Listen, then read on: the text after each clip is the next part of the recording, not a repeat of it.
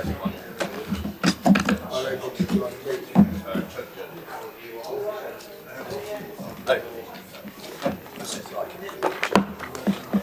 Councillor Isaac, you got your card signed in. Aye. Your mic is on. Yeah. You're already addressing us.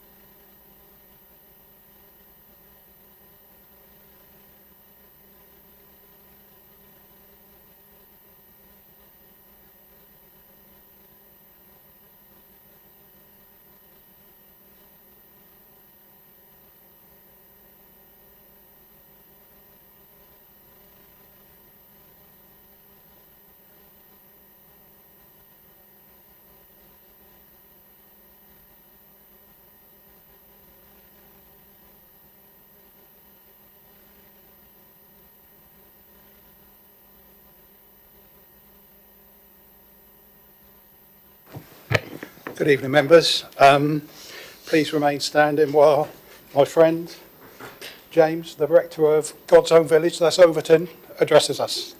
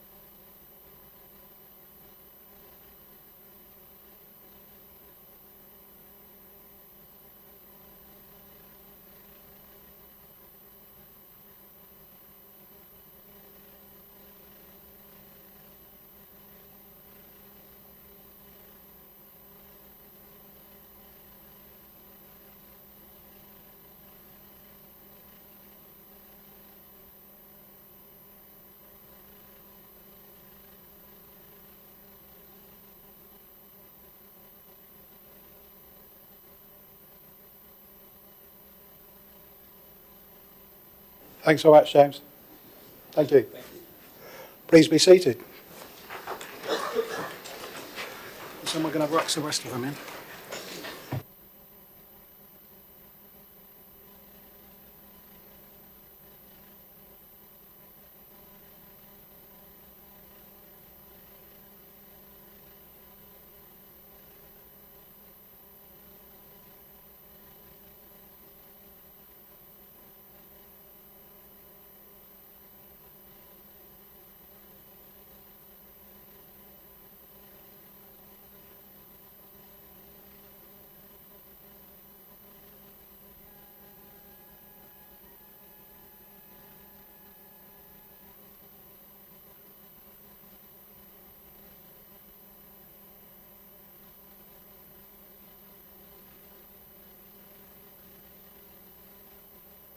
Are we all ready? Are we ready, members?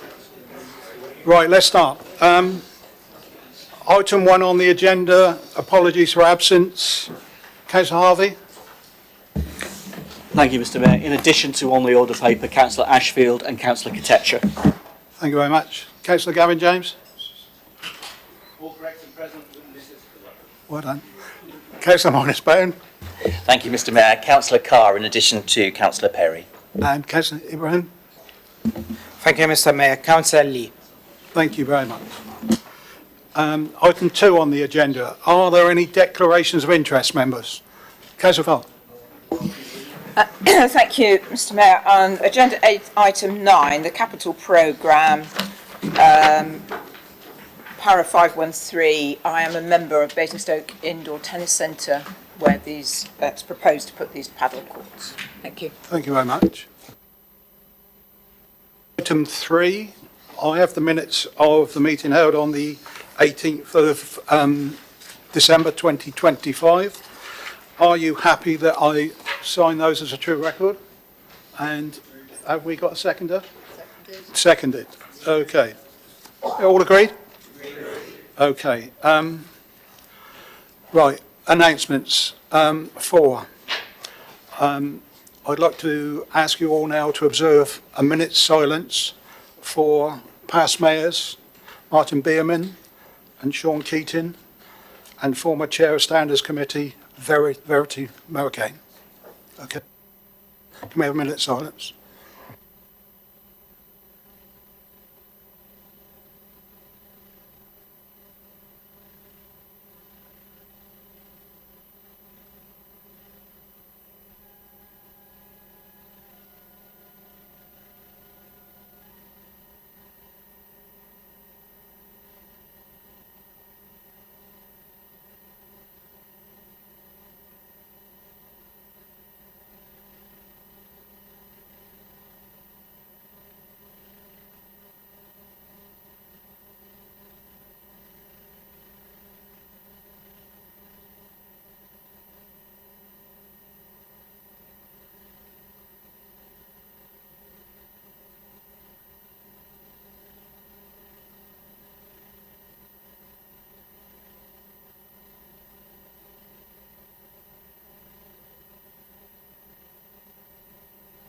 Much. Thank you all very much. May they rest in peace. I've got one more announcement, which is a bit of a shameless a plug, but the Mayor has got a charity rock concert next Saturday at the Anvil. Good music, good company, good causes. Be good to see you. Thank you. Item number 5, questions from members of the public. We've got 3 questions from the public. The first question is from Mr. Simpson. If you'd like to come forward, you've got 2 minutes.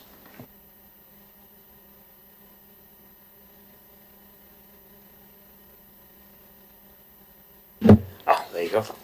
Good evening, Mr. Mayor and councillors. Thank you for the opportunity. My question is, please can the action to understand The microphone turned on. Got Sorry? the microphone turned on. Can you hear me okay? Okay. Okay, sorry, I'll take a seat. Hello, can you hear me now?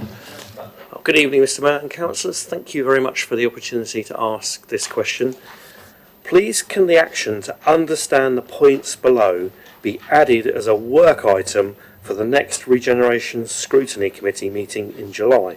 And point 1 is process. How will the new Planning and Infrastructure Bill be used if the threshold of 150 homes is met to trigger a centralised decision? Point 2, precedent. What constitutes it being in the public interest to displace residents, and does shared ownership for a previous outright owner amount to a material detriment that is not in the public interest? And point 3, probably the most important one, is outcome. Will that centralised decision result in impacted residents being displaced into properties not on a like-for-like basis due to the equivalence principle limiting their compensation to the lower financial value of the resident's original property?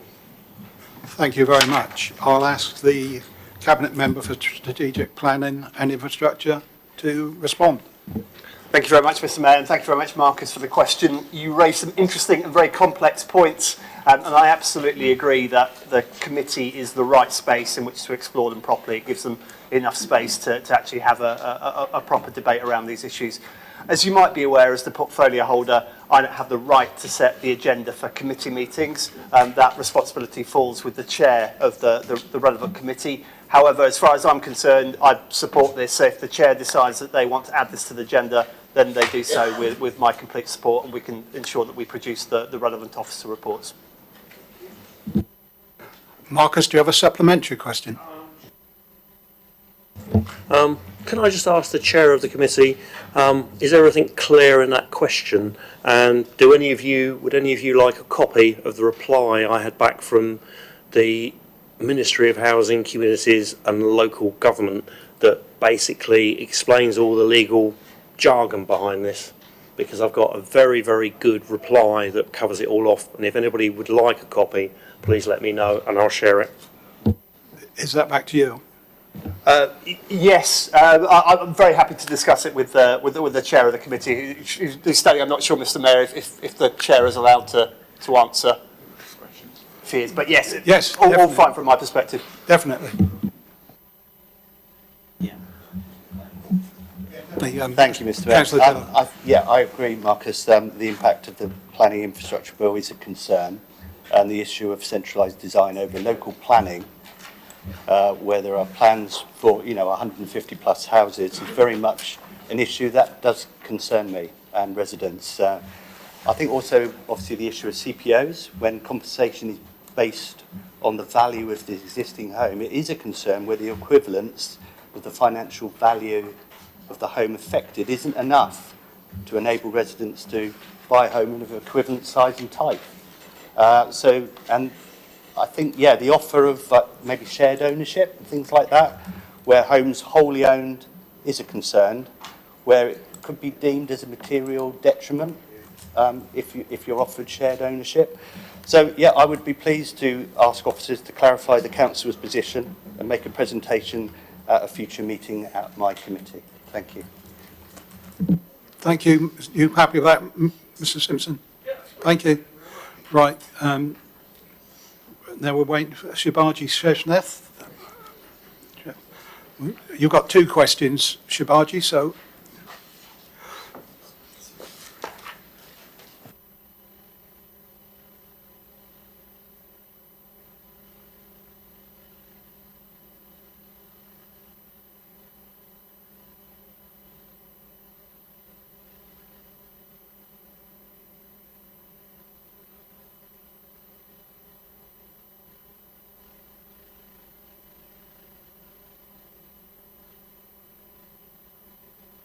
by 15%. Councillor Harvey. Thank you, Mr. Mayor, and thank you, Shibaji, for your question. I think you need to address this question to the leader of Hampshire County Council, because only he knows the intricate detail of why the County Council has got itself into such a financial mess that it would seek or need to ask the government for a 15% increase.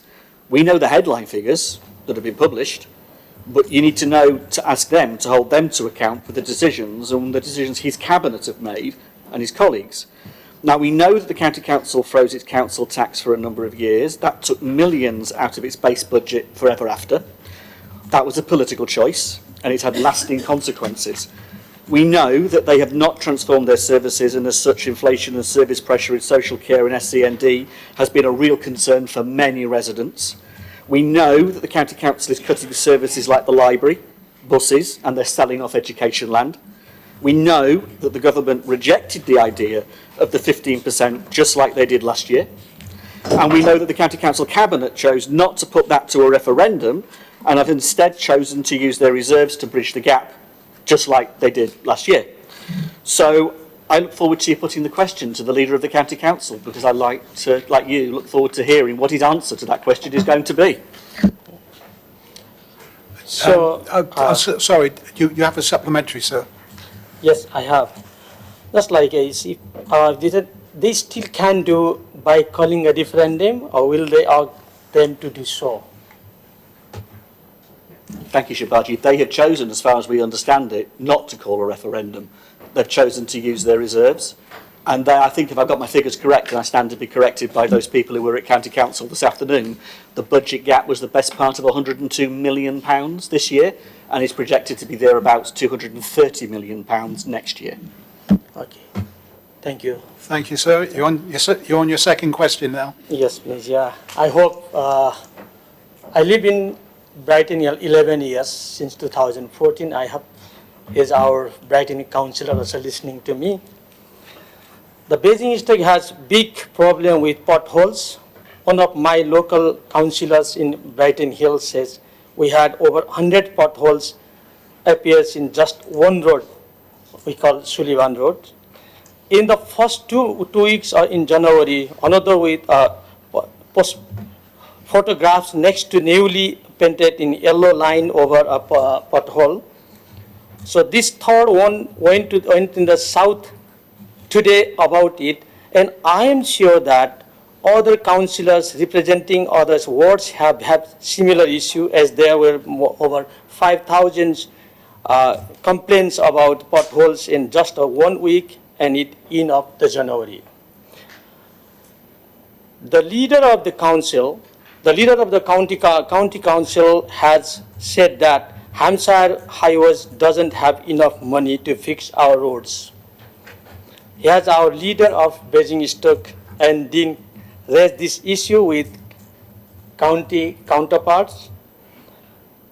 What responses had he get if he did, and how can he influence the county to make sure it fix our roads? Councillor Harvey. Thank you, Mr. Mayor, and thank you again, Shibaji, for your question. I have raised the issue with the leader of the County Council, writing to him directly on the issue of potholes and roads. I am yet to receive a reply to my representation on behalf of residents of Basingstoke and Dean. Now, Hampshire County Council have acknowledged that its budget allocation is insufficient to cover all the work suggested by its own road condition surveys. The numbers are quite extraordinary, actually. The county has estimated it would cost over £500 million to clear the road repair backlog. Meanwhile, Hampshire has paid out over £400,000 in compensation to motorists over just 3 years, after dealing with 5,771 pothole-related complaints. Now, the highest single year of those complaints was actually 23-24, when they nearly got 3,000 in 1 year. Hampshire faces a budget shortfall of 102 million this year, rising to 230 million next year. They are in financial freefall. Now, they've made some very bad political decisions. Political gain was what they sorted, and they're now living with the consequences that have come home to roost. Hampshire have acknowledged that the number of repairs is actually declining compared to previous years, despite the high demand. And is there any wonder therein that residents are angry? So that means we are seeing temporary repairs that we know will not last. We're seeing the budget itself squeezed, and residents are getting a much worse service as our roads continue to deteriorate. The government did actually put forward £14 million in 25-26 funding for Hampshire out of the 1.6 billion set aside for the road settlement. So just to put that into context, that's 14 million set against an overall shortfall now of 500 million. Just to say, and you asking your question, the point about South today, Andrea was also on Meridian, so she did both. The newly photographed yellow lines of the potholes I think is a symbol of the actual institutional dysfunction. Let's just think about that. If Hampshire County Council Highways can fund a contractor to come out and paint lines on a road surface over a pothole, it can identify that the surface beneath is defective. If they then come out and fill the pothole that they meant to do in the first place, they then come back out again to paint the yellow lines over the pothole they've just repaired. It's a ridiculous situation where the contractors also come out to fix potholes and completely ignore the ones that are right next door to the one they're fixing. Whole roads are actually now, if you look at them, in many cases across the borough, like a patchwork quilt of repairs, holes, and something in between where the materials they've used to fix them is giving way, because it isn't lasting very long. Now, I've asked the leader of the County Council what controls are in place to ensure contractors complete the patches to a satisfactory standard. I haven't had a reply yet. I know the weather hasn't helped, but it can't solely be blamed for a problem that's got year on year. So I asked the County Council leader, what proposals do you have to address the pothole problem beyond simply soldiering on with a policy which at the moment doesn't seem to be working? Now, the definition of insanity, we are told, is doing the same thing over and over again and expecting different results. So if Hampshire County Council keeps prioritising reactive patching over planned preventative maintenance year after year, while the backlog grows and the compensation claims rise, the current approach isn't just underfunded, it's structurally the wrong strategy. And continuing it while expecting the roads to improve would be, as the saying goes, insanity. And do you have a supplementary? Yeah, you already got a response from the county council. So what's the next step to go for? Yeah, we are keeping same way of our roads, or we are taking extra next step for that? Thank you, Shabaji. Obviously, the future is the future of what happens with a future council, and let's wait for that decision to arrive in the next couple of weeks. But the reality is, Hampshire is stoking this for what then comes later, and that is an issue in itself. Whatever that council is in the future, we'll have to pick this problem up and deal with it. Alongside that, what we can do, and what we do, what many others do, is we report potholes on a regular basis. We hotspot them because we do it and get residents to help us do it. And you look on the County Council website and you can see the sheer volume of reports that are going unrepaired. So this is an issue. Just in our own ward, actually, I mean, if you drive around the corner of Darlington Road, and Paul and Laura will appreciate this, there is literally about 15 potholes outside the Vine School in a very short stretch. And they're not just potholes, I mean, they are trenches. They're about a good half a foot deep on occasion. And there is a trench that runs down the middle of the road. We're waiting for it to be repaired. Like so many other roads are across the borough. So it is an issue. What we can do immediately is report it and get on top of it. And I really do look forward to what the leader of the County Council comes back with in reply to the actual letter I've sent him and the questions I've asked him. Okay, thank you, leader. Thank you, sir. Thank you very much. We're moving on now to item 6 on the agenda, petitions. I don't believe there's any petitions this evening. So we're straight on to item 7 on the agenda, resignations and appointments. Group leaders, are there any changes to committee seats? I'm going to take that as a no. Are there any nominations to fill vacancies on outside bodies? Don't look like it. Okay. So we're back into the meat and gravy of the meeting then. We're doing item 8, the medium-term financial strategy and budget update report, 26 to 27 to 29 to 30. A reminder for members, there's unlimited speaking for each group leader. As I understand it, Councillor Gavin James, you're moving this motion.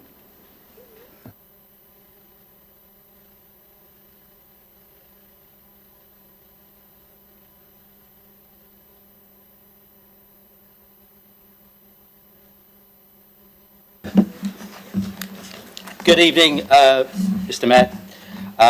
I take great joy in presenting this budget, having experienced the county budget today, which was a very different mood.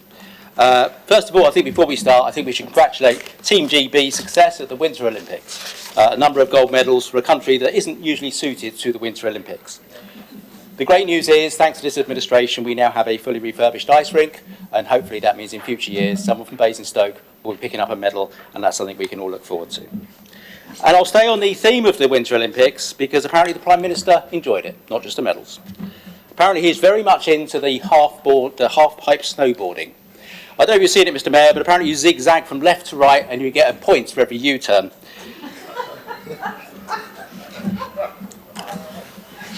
You also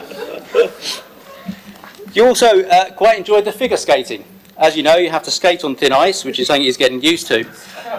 He was going to enter, but he decided not to after getting some advice from one of his advisors. He's had so many. Mr Mayor, what has this actually got to do with the budget he's moving? Can he get to the point, please? I've got to introduce the political backdrop. Yes. I think the problem, Mr Mayor... Can I just stop you there? Can we not butt into the speeches, please? You've been on the council. You've been on the council long enough, Councillor Jones, Councillor McCormack. Mayor, I've been in this chamber long enough, and most people treat it properly. I'm afraid he seems to think it's funny. But there you go. Point of order, Mr. Mayor. Point of order, Mr. Mayor. I think our colleague here has been deviated from the main point. We really want to get into the right business. Thank you. Can you continue with your speech? I will continue with my speech. I was going to say the song choice was the issue for the ice figure skating. Apparently Keir Starmer wanted to dance to I Can See Clearly Now the Rain Has Gone. The one bit that Keir Starmer didn't enjoy, of course, was the skiing, because it turns out that nobody in the world can go downhill faster than his premiership. Of course, the Conservative Party have had problems as well, but their problems are more generic. Tony doesn't mind this one so much. Some are betting that the Tory crew are going to come back. They're braver men than me. So I'm pleased to present this budget without such drama. It'll be the third budget of this administration. So I look back at the MTFS we inherited when we took over. It showed that for the year 26-27, we faced a deficit after use of reserves of £3.15 million. I'm pleased to say we've managed to address that deficit, and tonight we present a balanced budget for this year, for next year, and the following year as well. That's something that very few councils are doing, is actually taking the responsible view that although this council won't be here in 4 years' time, the people that we serve will be, and we should be responsible with the money that we manage on their behalf. I'm grateful to the officers across the council for helping this administration delivering on our priorities whilst also balancing the budget. I'd also like to thank the Resources Committee for providing an early check on the budget proposals prior to consultation. And since that meeting, we received our financial settlement. The government has provided us with a multi-year settlement. For the first time in a decade, we can actually plan for the next 3 years. Sadly, the same government is reorganising local government, so we don't actually have 3 years. Our final grant settlement was also favourable, but because in other areas it wasn't, they've chosen to phase it over 3 years, so it means we won't really get any benefit until the third year, which is the year we no longer exist. But I'll go through what we have done with the budget so far. I'll start with our services. This budget builds on the renewal of our borough maid in the first 2 years of taking over administration. Over £700,000 a year has been invested in frontline services. This year, extra focus on allotments and the Making a Difference team have rejuvenated an area the size of 500 football pitches. But we're not just improving the public realm for now, but transforming areas so they can be maintained more easily in the future. Our extended opening hours at public toilets have made it easier to use our parks. Homeless services continue to set the gold standard. And as you can see in the capital programme, we'll soon have the facilities to match. Our play area improvement programme, going beyond developer contributions, means that older parts of the town and places like Tadley are now getting the upgrades that are badly needed.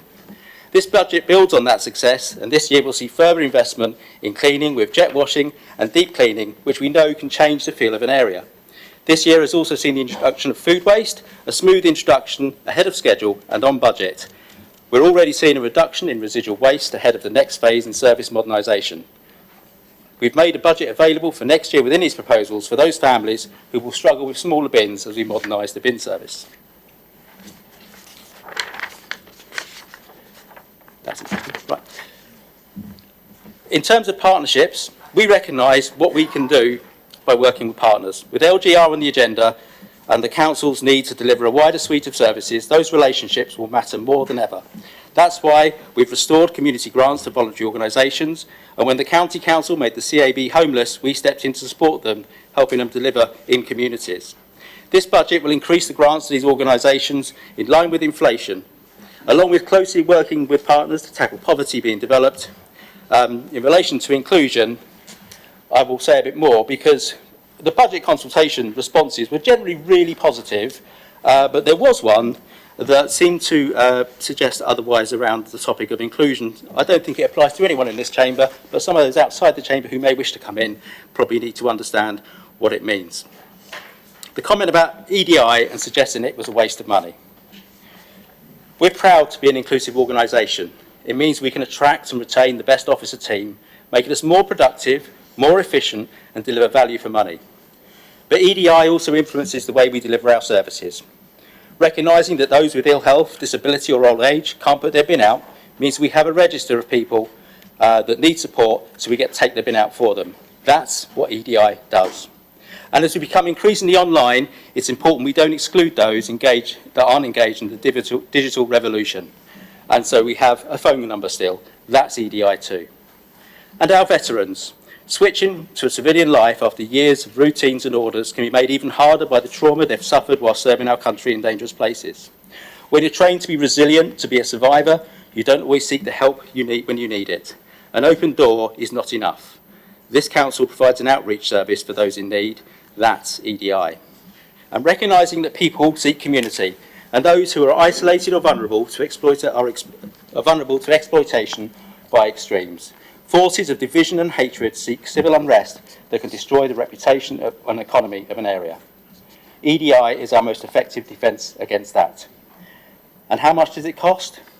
Very difficult to work out. My best estimate is it costs us 15p per household per year. It's a great investment. Moving on to the economy. It would be easy to ignore the high street and point to the latest consultant's vision we inherited, but we know that this is a long-term vision.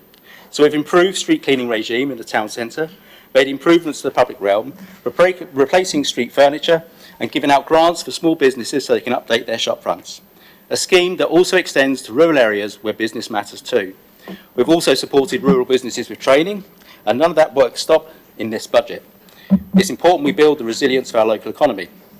And we also need to modernise our own operations. The power and potential of AI is not fully understood or known, but we must not be the last ones to understand it. This budget includes provision for a specialist officer to see how we can streamline our processes for us, for our partners and our customers. And we also know the weakness of AI, as it finds historic data from old websites, a risk that it will find misinformation from conspiracy sites, GB News, or the Conservative group leader's Facebook page. So a data officer will make sure we get the most from technology. In terms of sport and culture, we'll obviously start with the obvious one, is what you will not see in this budget. We have not put aside any money for a temporary ice rink. It is worth remembering that the Labour group and nearly all the Conservatives voted for a temporary ice rink in October 2024. Had we gone along with their proposals, that temporary ice rink is likely to have been completed this month. We would, of course, also be demolishing it this month because we don't need it. We would have wasted £2 million of taxpayers' money. We didn't. I think if I jog some memories, it was put up or shut up. But we didn't put up, and it seems they've shut up. We have continued to back our award-winning events team, making sure every section of the community is catered for. Last weekend, over 20,000 attended the light show, despite the rain for much of the event. And what was key is the council officers were out doing their normal work, spoke to a lot of residents. The topic of SNG, South Ham regeneration, came up, and that's really important. It means that people in communities that perhaps are more deprived are actually coming to these events, which is what we want to see, so no one is excluded. One of our strengths of our events team is reviewing the processes, always looking for ways we can improve what we do, seeking partners and sponsors so we can deliver more for less, and that's demonstrated in this budget. Much of our spend on sport will be covered when we get to the capital programme, but it's worth highlighting progress we're making on securing the future of football in Basingstoke. We've had several meetings with Basingstoke Town Community Football Club and the Football Foundation and have a shared vision for the future of the sport in Basingstoke and across the borough. Negotiations are progressing. However, the deal needs to be structured so, one, the club is sustainable in the long term, and also another thing. We will make sure that the land the club plays on belongs to this council. So it can never be sold off behind closed doors to a businessman. It would take someone in this chamber to stand up and announce it. We will never have another Camrose saga. And of course there's the environment. Now, Councillor Tomlin at budget time is my favourite councillor because he's actually quite cheap. He can give you an extended lecture about the benefits of our green agenda and our climate change policies. But as it's a budget debate, I will stick to the financial impact. As one response to the consultation suggested that we should stop the green nonsense.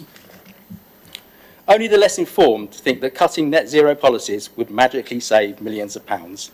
This is a myth. Strengthening our policies and strategies to protect the natural environment and reduce emissions have little impact on the budget.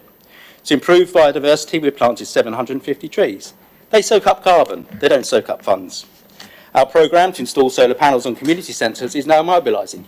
This is one-off spending that will help community centres reduce their energy bills and use the ongoing savings to do even more for their communities.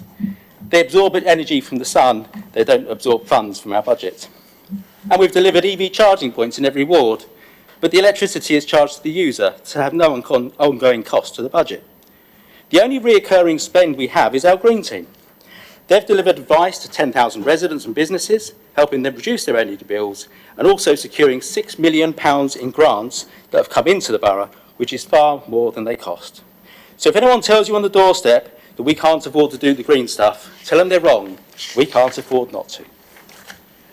This budget also looks at planning. Many of you would have seen the draft MPPF, and it was mentioned earlier, the Planning and Infrastructure Bill. It's set to remove the last pretence that local authorities play a significant influence in planning as the Labour government centralises power away from communities. We know how sensitive developments can be, especially in rural areas. And in this budget, we're strengthening our enforcement capacity, making sure the few remaining restrictions we're allowed to put in place are upheld. And given the ever-increasing role that SIL and 106 plays in delivering the capital programme, we want to make sure it's collected. We're also investing in better systems, so monitoring these payments can be done. Residents, councillors, parish councillors can easily follow what receipts are coming in and how they're spent. And we're passionate about local voices being heard. Whilst the government has cut funding for neighbourhood plans, we're going to put it back in and help neighbourhoods develop their own plans so they can shape their parishes of the future. Mr. Mayor, when we came into administration, we promised we'd deliver many down. We promised infrastructure first, we're delivering that. That means having enough capital funding to do it. At the same time, we're delivering a new leisure centre to replace the aquadrome. Embracing technology, the new centre will be greener, kinder on the environment, and that efficiency means it will no longer require a subsidy from the taxpayer, but will actually pay a service charge back to us. That will ease the revenue pressures for many years to come. This budget keeps our commitment to making contribution to the capital programme at £4 million a year. That's double achieved by any year of the Conservative administration, so we can have a brighter future. Mr. Mayor, there are 3 amendments which we'll get to, I'm sure, and you'll allow me to respond to them, and we'll have some debate over those. However, I hope overall the Council agrees that this is a good budget, it's a sensible budget, it's a balanced budget, and it will help us deliver a better Basingstoke and Dean tomorrow and for years to come. Thank you.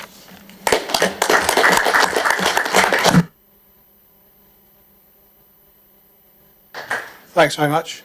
Councillor Moyners-Bone, do you want to give your budget speech? Thank you very much, Mr. Mayor.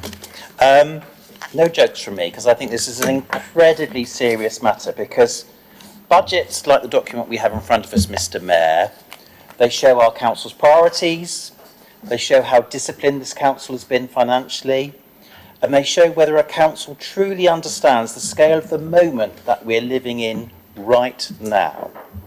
So let me begin with something important. Despite Councillor Gavin's jokes and jibes, despite this council changing political control in May 2023, the council plan and the financial architecture before us tonight remains remarkably intact.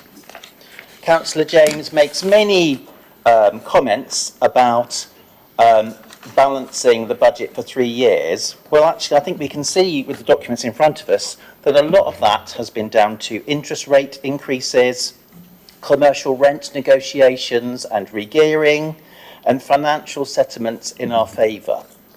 And I'll get on to that difference in a little bit later, if I may. The strategic direction of this authority, its capital investment, its financial resilience, its economic growth, was established under our Conservative leadership. But there's one thing about this council which I personally am very proud of, which is typically, whatever we say, we often have quite a lot of consensual agreement about what the right thing is to do for our finances and our place.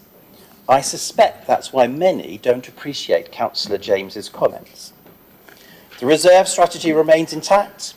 The capital programme remains intact. The medium-term planning assumptions remain intact. This continuity is not accidental.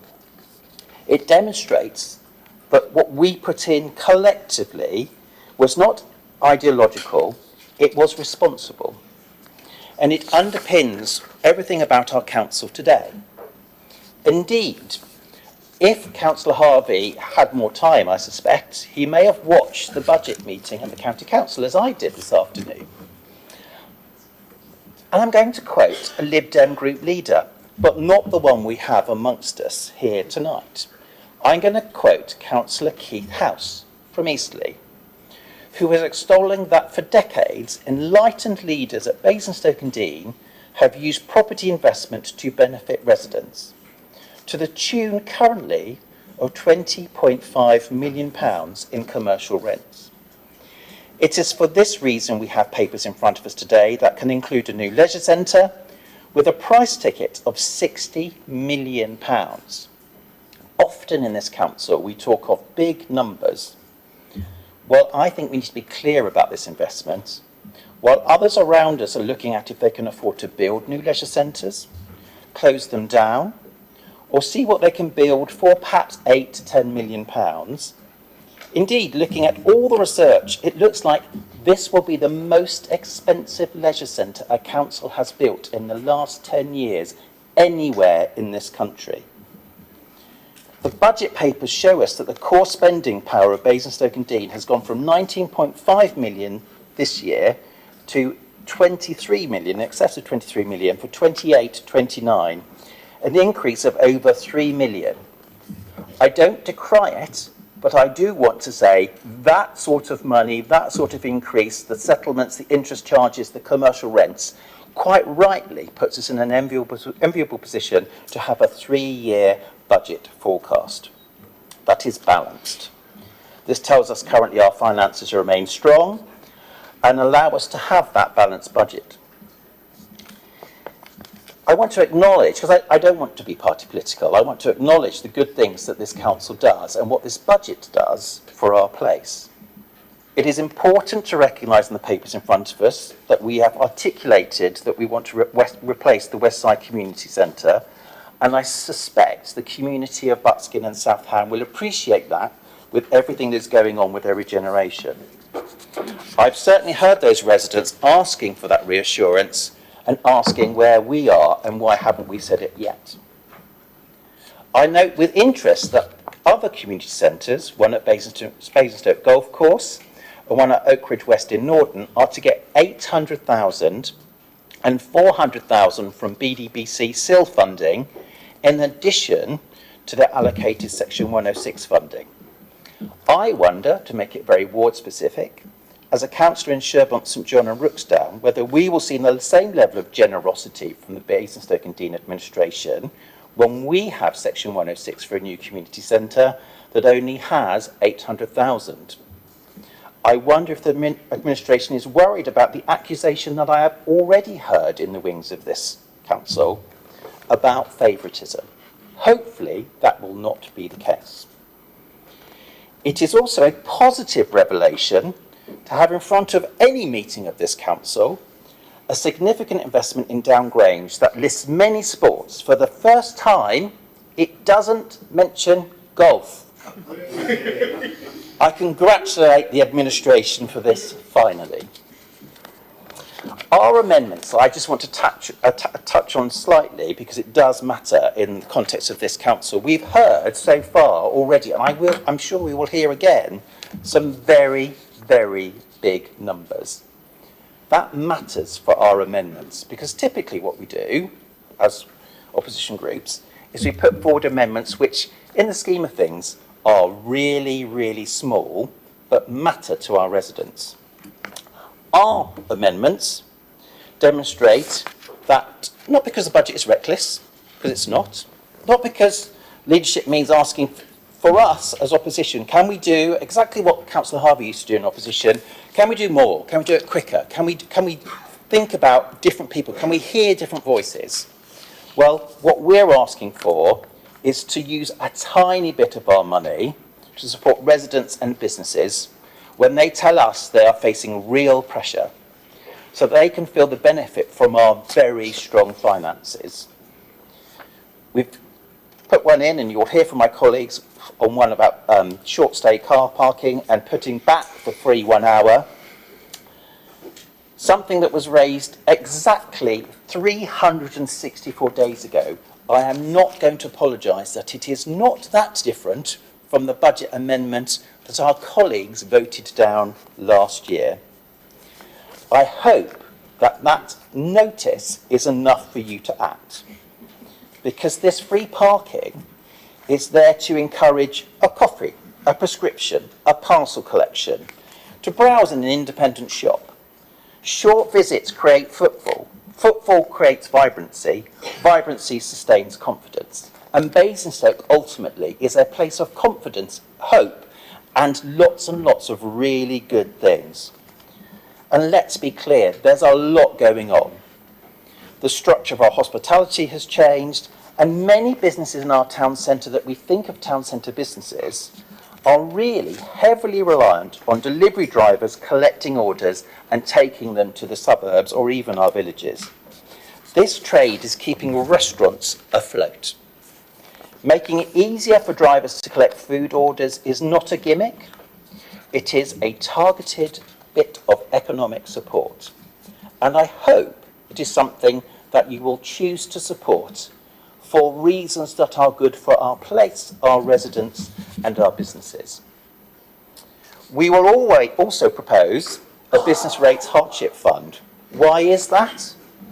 Because there is a reality that says our borough tends to and continues to buck the national trend. But there are some recent changes in national policy around business rates that are significant, and the way they have been introduced offers very little runway to some of our businesses. Businesses that typically carefully plan are now suddenly facing a stress test that they may not be able to survive. We are absolutely concerned about the small number of units that are not yet trading, businesses facing disproportionately large increases, and those least able to absorb sudden cost shocks. A modest short-term intervention could determine whether some businesses survive in the medium, long term or not. And we all know once a business closes, it's incredibly hard to get a business back. I want to talk just about one particular example, which they approached me, probably because they thought I was still the leader of the council, because they were in one of our council-owned units. an independent business owned by a local couple in one of our large units. They talked me through their business rate bill.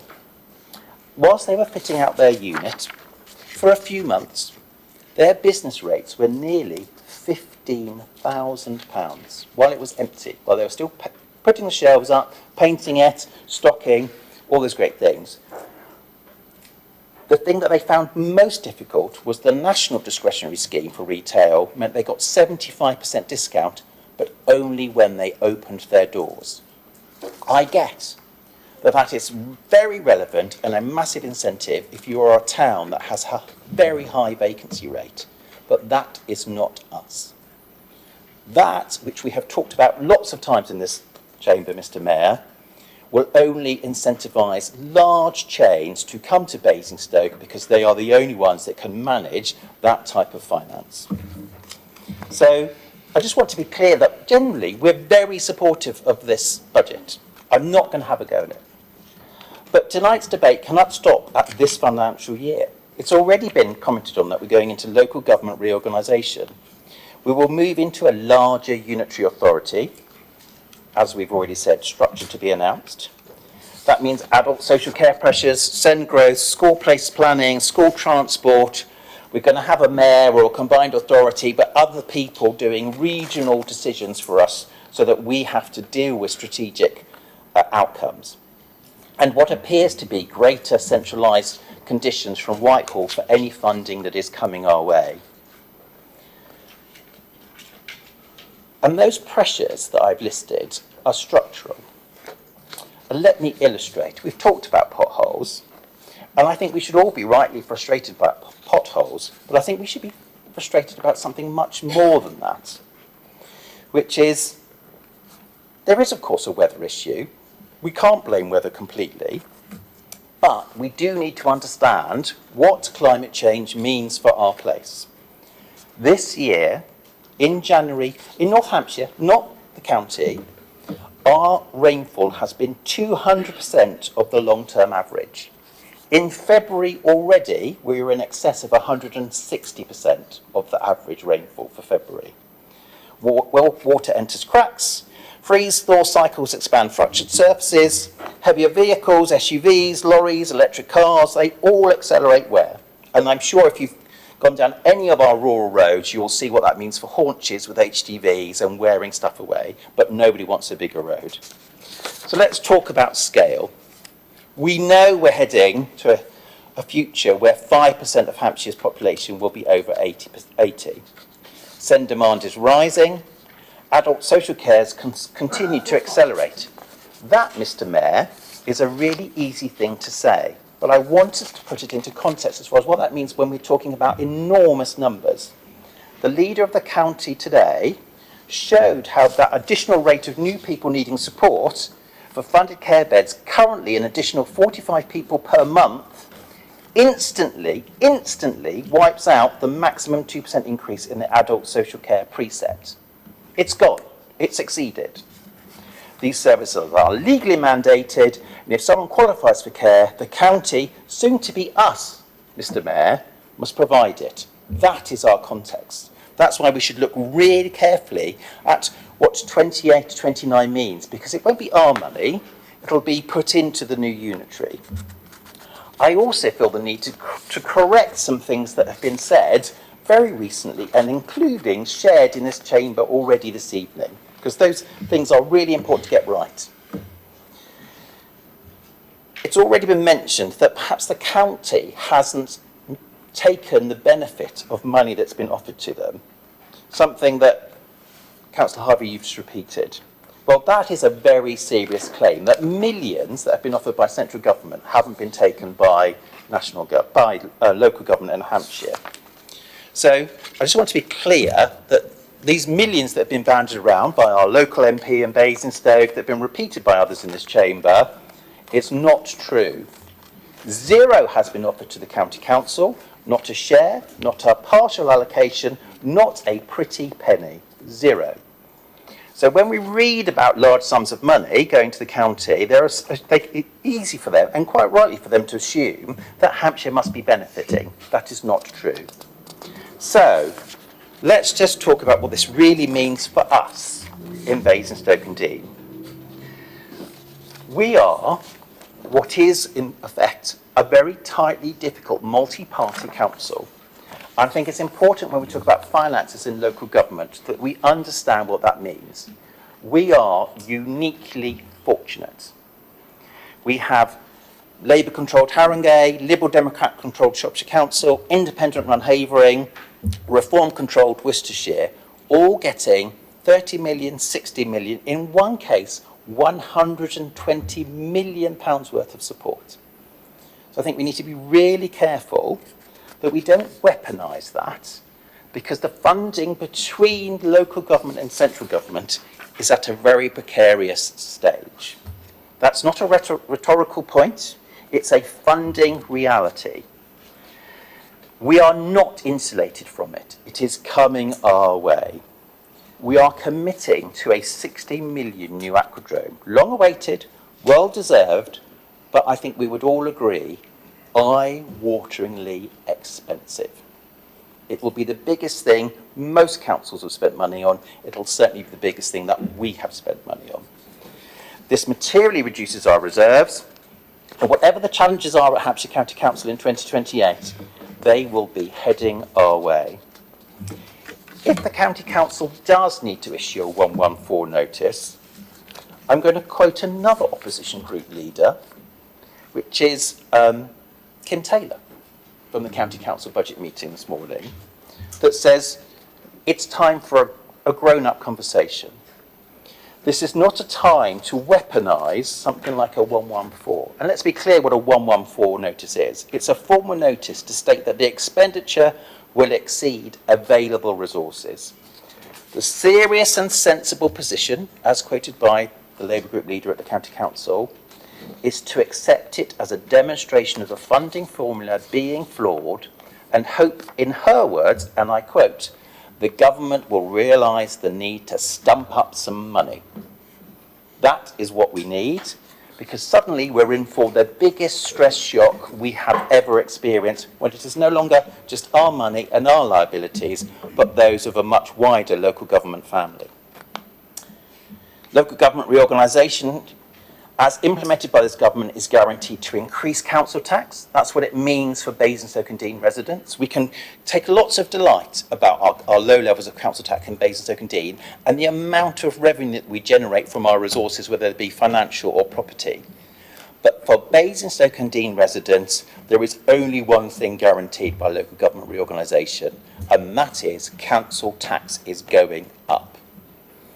National housing delivery pressures continue to rise. We all know more homes mean more demand on roads, schools, GPs, hospitals, waters, drains, transport, all of those things that we know our residents feel, and they can feel very painfully. So this budget is transitional. It is a bridge between financially strong district council and an uncertain unitary future. Budgets are not just about balancing books. They're about preparing for the future. This is not the time for complacency. It is the time for discipline, realism, and strategic clarity, to see the opportunities of the future where they exist, and prepare for the challenges that are coming our way that can already be forecast. We as a Conservative group will support responsible financial management. We would like you to support our amendments, but we will be voting for the budget. We will continue to propose practical suggestions I hope that party politics won't get in the way of. We will, of course, Mr. Mayor, challenge narratives that do not withstand scrutiny. The county has not refused millions of government support. That is simply ridiculous to suggest that. When we were in administration, we didn't block investment in the NHS. That is a lie. And they are strong words, I do not say them lightly. That is a lie. We asked the NHS for their estate plan for supporting growing needs, and they didn't have one. They didn't have one for Chinham and that side of Basingstoke. They did not have one for Manydown, and they did not have one for Winklebury. Anything else is a blatant lie. If anybody wishes to have that debate with me, I am more than happy to have it. Temporary ice rink. my colleague has shown me the information from that meeting. Let me just get the picture. And actually what happened was there was a motion for a temporary ice rink proposed by Councillors Lee and seconded by Councillor Ibrahim. And it was voted in favour with 43 votes for, 0 against and 2 abstentions. That vote was absolutely about looking at creating a feasibility study, and the current administration's approach to the ice rink has been exactly the same, apart from the spin, as the previous Conservative one, which is those people who are legally responsible for the repairs should step up and repair it. That is exactly what's happened. That was our position. That was the position requested by ice rink fans, and that's exactly what this administration has done. Let's not pretend to be fooled by any of the spin, however much the side opposite would want us to think that is true. So, Mr. Mayor, we will be supporting it. I hope we can gain your support for our amendments, because residents at the moment, with the way politics are, deserve grown-up, responsible, serious politicians, and they want honesty from us. They deserve competence, and they deserve leadership grounded in facts, Mr. Mayor. Thank you very much.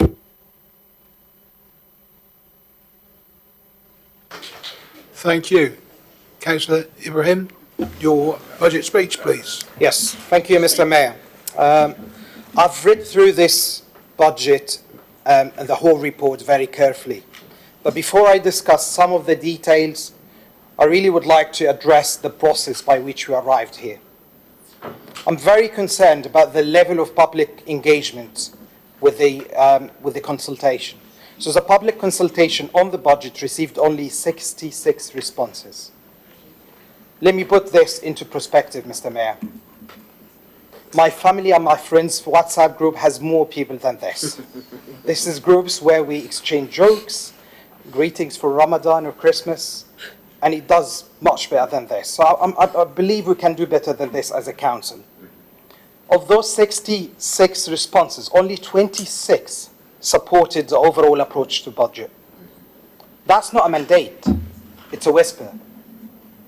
I have repeatedly asked this administration to make public consultation a genuine priority. Yet, they don't seem to be listening or caring much about it. We cannot claim to be listening to residents when we only hear from 66 people. Now, turning to the budget content. For residents, the most direct impact is a proposed increase in council tax. This worries me a little bit, especially because we keep saying we are among the well-resourced councils in the country. And if that's true, why would we ask residents why would we increase the council tax on residents if we're actually very well-resourced, as we claimed? And for what? For very little vision. Is that what we're asking residents for?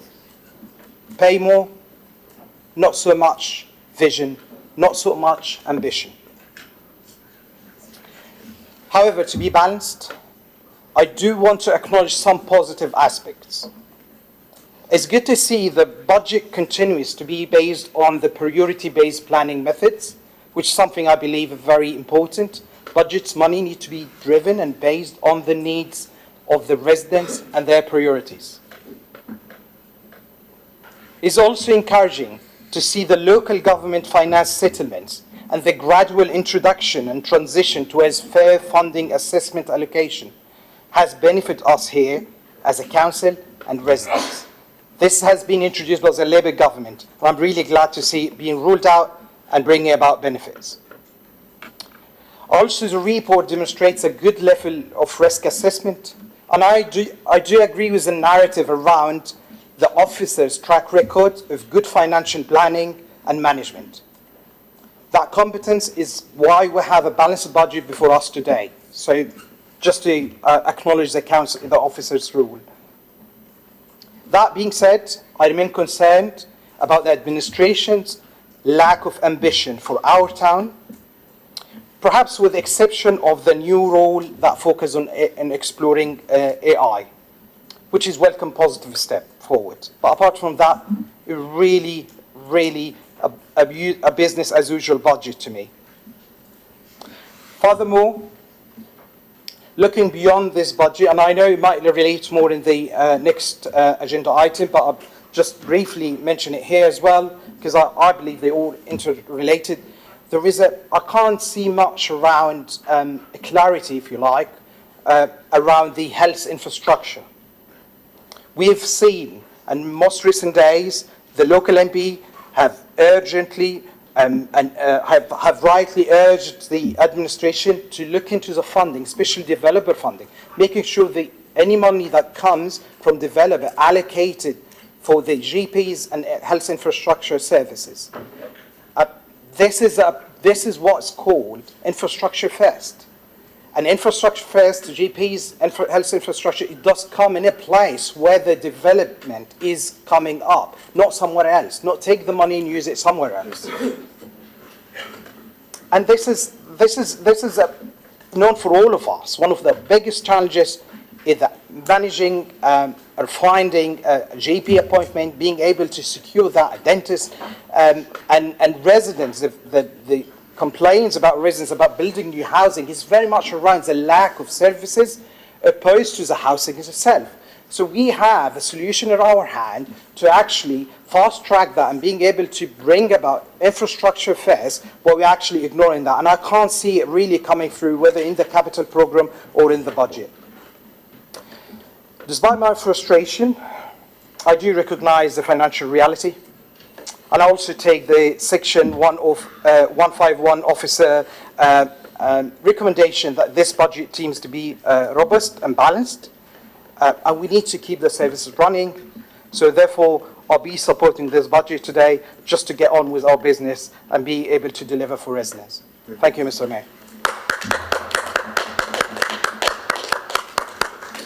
Thanks very much. Councillor Harvey, do you want to deliver your budget speech? Thank you, Mr. Mayor. I do love it how some people are not political and then just can't help themselves but be absolutely political. Let's get back to some serious conversation about what we've done over the past 2.5 years, because this administration, coming into office as we did in May 2023, has made really strong and sustained progress against every single priority that we set out in the council plan. But more than that, we actually had really strong ambition and aspiration for this borough upon taking office that has been supported, not just spoken about in this chamber, but supported by our partners. It's not us saying that. That's the business community. That's our health community. That's our voluntary sector and third sector, who have endorsed and support the direction of travel that this council is going in, because of our partnerships are as strong and healthy and direct as they are. It's incredibly positive in terms of having ambition for our borough. Make no mistake of that, and don't twist it and spin it like you said in the context of ourselves. If we're going to have a serious debate, let's have a serious debate. We're bringing real focus to the day-to-day services that our residents rely on. We're focused on bringing major projects forward, because the key point is unlocking the potential of our borough. That is an absolute priority of this administration. Our council plan set out 3 clear ambitions. A place where people can have pride in their communities and the borough. A borough where we can protect, restore, reconnect and enhance our natural environment. And a council that delivers high quality services for our residents. None of this would be possible without sound finances and the outstanding people who work here and the amazing partnerships we have with organisations around our borough. And we have inherited a very strong history in this borough, because that London overspill, that London Development Corporation that came down originally, and the land that we have retained since the 60s and 70s is the nest egg of this council. And it's our duty to protect it, because it's what serves the residents and gives the residents the financial stability that has been spoken about. And that needs to be handed on positively to the future council, so that it has a good chance of starting and succeeding in the way that we want it to for all our residents. So while many councils face crisis, we have a balanced budget, we have strong reserves, and we have a commercial property and investment portfolio that raises more than double the income of council tax to fund our services. And let's be clear, the county council hasn't shirked money from government. They asked for 15% and they simply weren't given it. They've chosen not to put their council tax up by 15%. That's their choice. They're not going out to referendum. That's their choice. It's a political decision. It was equally a political decision when they froze council tax and took millions out of the baseline. That's why we're seeing the libraries cut. That's why the buses are being cut. That's a fair political point to make and how you manage a local authority. I think it's also important to say that that financial discipline that we have gives us the freedom to invest. It gives us the freedom to invest in a brand new leisure centre. There are many other authorities that are in very different positions to we are. But there are others like Sandwell at 73 million, Woolwich at 110 million, Hackney at 71 million and Islington at 131 million who are all investing in their leisure centres too. So many councils around the country have very different approaches and very different complexions because of their own individual circumstances. And we are in a good position and our residents will benefit from our good position because we can choose to invest in some of the things they want, like a new leisure complex. And don't forget, we did inherit the situation where the existing leisure park was hemorrhaging because it was not fit for purpose anymore, and we did need to do something about it. I will just mention 3 little words that took us 5 years out of our programme of renewal: New River Retail. We spent years on a promise that was never ever delivered. You remember that £300 million investment that was supposed to arrive in the leisure park with the zip wire that ran down from one side to the other? The truth is, we are putting investment into the leisure park. That 60 million will make a huge difference. Our partnerships are strong and they're growing deeper because we're working together on a shared agenda. And I think that's really important to talk about the health agenda because that is a shared agenda to make Basingstoke better. That's why we've invested the 1.4 million still in the Chilham surgery, as requested by the ICB, the Integrated Care Board, the first request that they have made of this council in that way. And I'm glad that that particular document, the Cabinet paper, was read, and then I got a letter from the MP asking for it to be 1.4 million in the budget, because we did what we were going to do anyway, because it was already in the budget that we were proposing. That's fine. But let's talk about the fact that we can build doctors' surgeries. Developers can provide that ability to build doctors' surgeries. One of the most difficult things is having doctors and nurses to put in them and the services to run them. And when the ICB is in such financial difficulty that it can't even afford the own redundancies that it's having to make, to reorganise and restructure itself because it's being asked to by the government to do so, then we do have a balancing act here. We have a balancing act where we can build the things, but we actually need the services to be delivered from them. And that is not the responsibility of the Borough Council. But it is something we take seriously because we're working in partnership with the ICB because we want to see those services delivered. And that's a really important point about taking the issue seriously and working in partnership to try to achieve the thing our residents really need. So it's a constant role to promote and champion our borough. We're a learning organisation, and that means that we've got to constantly strive to be better. It's great that when we look to our officer team and the resources that we see being delivered, all of the key performance indicators that we have related to our council plan are being met or exceeded. And in fact, for another quarter, none of them are in the red. Now, that's a testament to the quality of the officer team that we have here in the organisation. But we do not rest. What drives us is to keep the focus and to keep ourselves honest to our residents and ourselves and keep us moving forward. Because what that is good public service. So we set out that we want to help people to love where they live, and we have delivered. We have put more street care and grounds maintenance crews on our streets, upgraded play areas and improved public toilets. Our operations team removed 4,764 fly tips, and our zero tolerance approach has resulted in 1 caution, 75 picked penalty notices, 25 prosecutions and 24 written warnings. Fly tipping incidents fell by 11% between 2023 and 2024. In the last 2 years, we have managed 17,500 kilometres of hard surfaces to minimise weeds. That's the distance between Australia and Basingstoke. We sweep 6,000 miles of roads during the leaf fall season, and we cut 6 million square metres of grass 8 times a year. And let's be clear, Hampshire County Council have reduced the number of cuts they commission from us year on year. But yet again, we pick up their failure and we look out for our residents. We're making the renewal of Eastrop Park a priority, but we've already repaired the paddling pool, improved the play area and upgraded the toilets. And I do want to call out the fact that we are committed. We are absolutely committed in the budget report to delivering a new community centre for Southam. We need the community to help identify the location, shape the design and decide what services are delivered from it. The West Side Community Centre management team have got a vital role to play. The same commitment applies to Winkleberry, because residents need to see a new doctor's surgery with services being delivered from it, and they need a new community facility. These aren't promises made in the abstract, they're written into our plans, and they will be delivered with our communities, not just for them. Now, I make the point that on community centres, we've inherited some difficult situations, because back in 2015, when the decisions were taken under the previous administration on Hanson Fields and others, they didn't index link the money. So we're going to have to step in here and make up the difference to receive those community centres, and that's never straightforward. But those communities were made promises. They were made promises back then that there would be a bus route. That's never been delivered. They were made promises that the speed of the traffic down the A30 would be reconsidered. It's only just being reconsidered.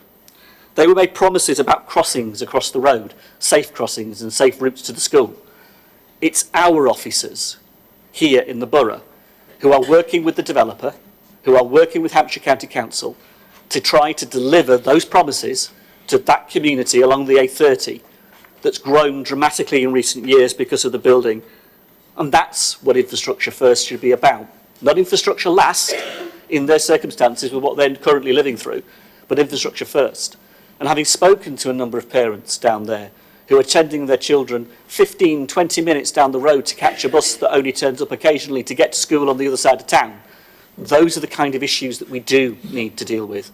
So when we have a new council all under one roof, we're going to have to think very carefully how we approach those issues, because at the moment they're getting short shrift from Hampshire, and that is a genuine concern. So our economic ambitions are also bearing fruit. The footfall of Festival Place has increased significantly under its new owners, and our investment in the top of town has been really positively received. It's interesting to see the amendment on the agenda this evening, but our business support grant has already delivered over £150,000 worth of investment, twice over 2 sets of grants for shop fronts, fitting out shops, for supporting those businesses in what they need to be successful, because we've listened to them. It's not just giving them what we think they need, it's actually listening to them and hearing what they are asking for.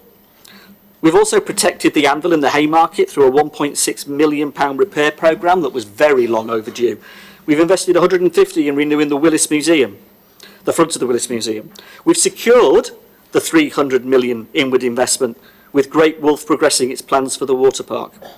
We've also secured the future of the Basingstoke Community Furniture Project, with plans for a new purpose-built building.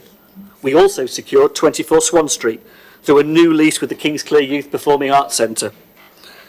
Through Basingstoke Youth Hub, in partnership with Inclusion Education and the DWP, we're providing personalised employment support for our young people. We have kept ice in Basingstoke through the ice rinks refurbishment, and we have a very interesting difference of history, and I'm welcome to have that debate with you, Simon, on that. But the point is the point.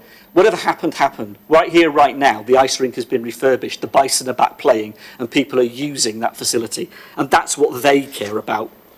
And that's why securing the future of Basingstoke Town Community Football Club and growing grassroots football is a priority of this administration.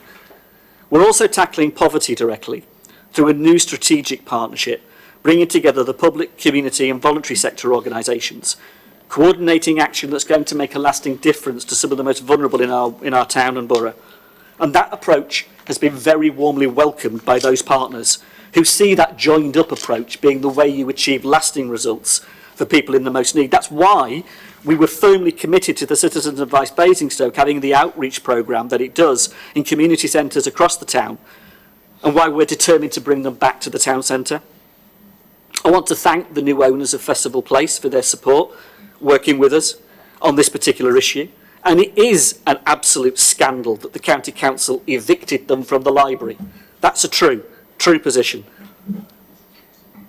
Now, we enabled and have enabled the delivery of 567 new affordable homes, a real significant increase on what we inherited.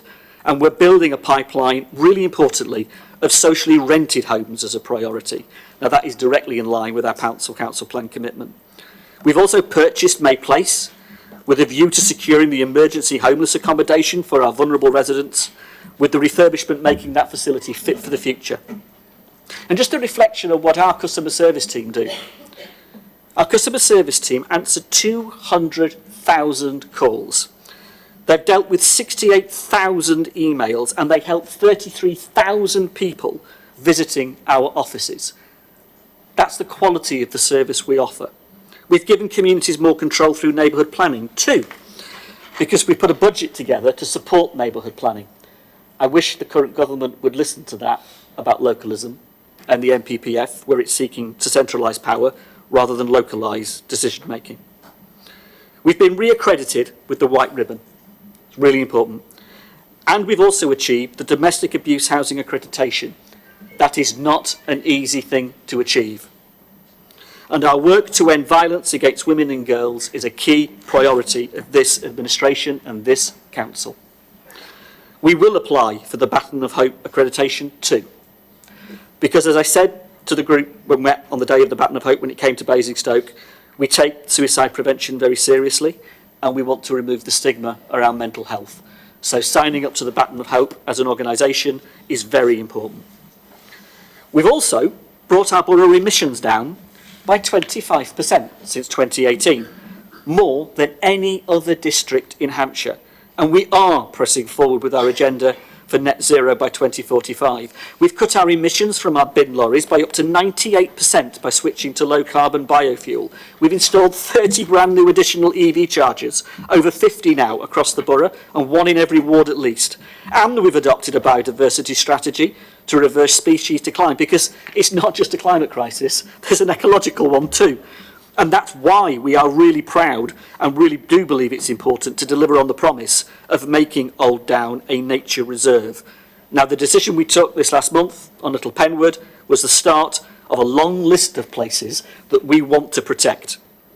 We're actually investing over £300,000 in allotments as well. We know allotments are popular. They're protected, and we will be expanding the number of them across the borough. But we've also invested in facilities, like supporting MenCap with their toilets they now have on Elizabeth Road. We have 17 groups and over 250 volunteers working alongside us in Natural Basingstoke to care for more than 300 hectares of green space, absorbing 860 tonnes of carbon a year. We proactively manage 80,000 council-owned trees, and as Gavin says, we've planted 750 new ones. So there are lots of day-to-day services that you don't normally think about, that this local authority delivers for our residents. That's why we're one of the most successful districts in the country. And we've reached some of our key milestones and some of our most ambitious projects as well in this time. Our Merrydown Garden community, once-in-a-generation opportunity, has now taken the decisive step, because we're doing site preparation for up to 3,500 homes, and it is now coming forward after 30 years of delay. We've attracted millions in investment. We're looking now to appoint a major investor to join us in the regeneration of the town centre. Not nice just CGIs, but actually someone to realise the vision that we have. We will deliver the aquadrome to replace the old leisure complex, because that's something our borough genuinely deserves. So while I'm talking about what our borough deserves, we deserve better than what some of our residents are getting currently from our county. They're angry about potholes and road safety, they're angry about buses being cut, they're angry about the town centre library being cut, they're angry about the way services are being run. That's a really fair comment about the difference between the two councils, and there is a difference between the two councils. So shortly we expect the government's decision on the new unitary council that will from 2028 deliver all services that we and Hampshire County Council currently provide. So the vision we share with Rushmore and Hart will then be really tested in earnest. That's when the heavy lifting begins, because every one of us is going to have a role in giving that new council the best possible start. And whatever the decision brings, we have got to be determined that we will keep business as usual, because that's what's delivering the good services our residents get. There's nothing wrong with business as usual, but there's everything that's right with having ambition and vision for the future of our borough. So in the sense of where we go forward from here, it's about building on that progress, it's about honouring the commitments that we've made and continuing to serve our communities. And I would just make this one point about the local government finance settlement. Yes, there's been more money put on the table, except and until the 11th hour of that settlement, when it took the District Council's network to intervene with the government when they realised they'd got their algorithms wrong. They'd actually got the sums wrong. And they had to go back and find £740 million more in order that many rural councils and district councils were not put massively out of pocket. So we do care about our partners and we do care about our fellow local government partners because we're part of those conversations and we stand up as a sector together. And that was a really important intervention because, yes, the government listened at the 11th hour and they put it right. But my goodness me, can you imagine what would have happened to those councils if that cut had gone through? Our rural neighbours in Hampshire, let alone other authorities. So, yeah, there are lots about the central-local government relationship that we need to put right and that new council will face. But back in May 2023, I said that we wanted the opportunity to serve. That opportunity, I think, is exactly what we're doing. We're listening, we're acting, and we know what we do is public service, and that's why we are delivering for Basingstoke and Dean. Thank you, Mr. Mayor.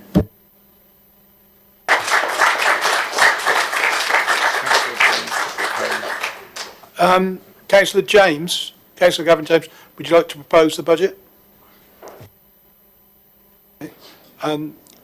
You have.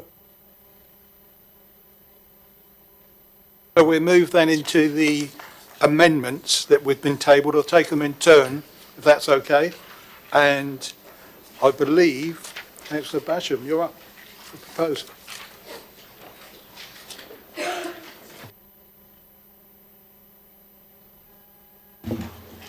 Thank you, Mr. Mayor. Road safety is an issue that comes up on the doorstep and in all of our inboxes regularly. We're regularly frustrated by the fact that we're not the Transport Authority. Colleagues across the chamber brought a speed camera motion a few years ago, which was a good debate, but we don't have enforcement powers. When I first became a councillor, I was one of the first things I asked colleagues was, how come they've got these speed smiley faces down in Clidston and in Bramley, and we don't have them in the town centre? And that led me on a bit of a journey, which it took me via how they have to be licensed by Hampshire as the Highways Authority, how you have to move them around fairly regularly, depending on who you talk to. That's every couple of weeks or every 6 weeks. And you also have to find the money to buy the things in the first place. And since I started that journey, they've come along with, they've got some quite good speed tracking information in them now. And we've got one in Norden that the local community raised £4,000 to buy and to relocate for about a year. I mean, that's tracked vehicles going at 70 miles an hour up Norn Hill. We will all have 2 or 3 roads in our wards that we know are a problem. We've had fatalities recently in the town centre. We've had petitions and we've had rebuttals from Hampshire County Council. It is the nature of the model and the funding that they only respond when there are accident statistics. Unfortunately, an accident waiting to happen it doesn't really work with county council funding and road changes. So I was really pleased to get a speed indicator device in Norden. I want to say thank you to Jaguar Land Rover, who sponsored it last year and sponsored the movement of that device, around our ward. Unfortunately, they couldn't renew the sponsorship this year because they were going through a corporate transaction, but we have the fortune of having, I think, 7 or 8 different branded garages in our ward in Hound Mills. I approached them and I got 2 replies. One of them was a kind thanks but no thanks, and the other one tried to sell me a car. So I'm here, cap in hand. And I've kind of been whispering or nudging about this issue for a couple of years, and I kind of decided that the way to get this done is to get it out there and talk about it publicly. So that's what I'm doing. This will fund 10 SID devices, and we'll put 9 of them on wards, parished or unparished, around the borough for 52 weeks of the year. That's what this funding covers, and I'm proposing that it's paid for through an adjustment to reserves. It's a rounding error, frankly, and I hope that you can support this budget amendment today. Thank you, Mr. Mayor. Councillor Hart, would you like to speak now, or do you reserve the right? I'll speak now. Okay.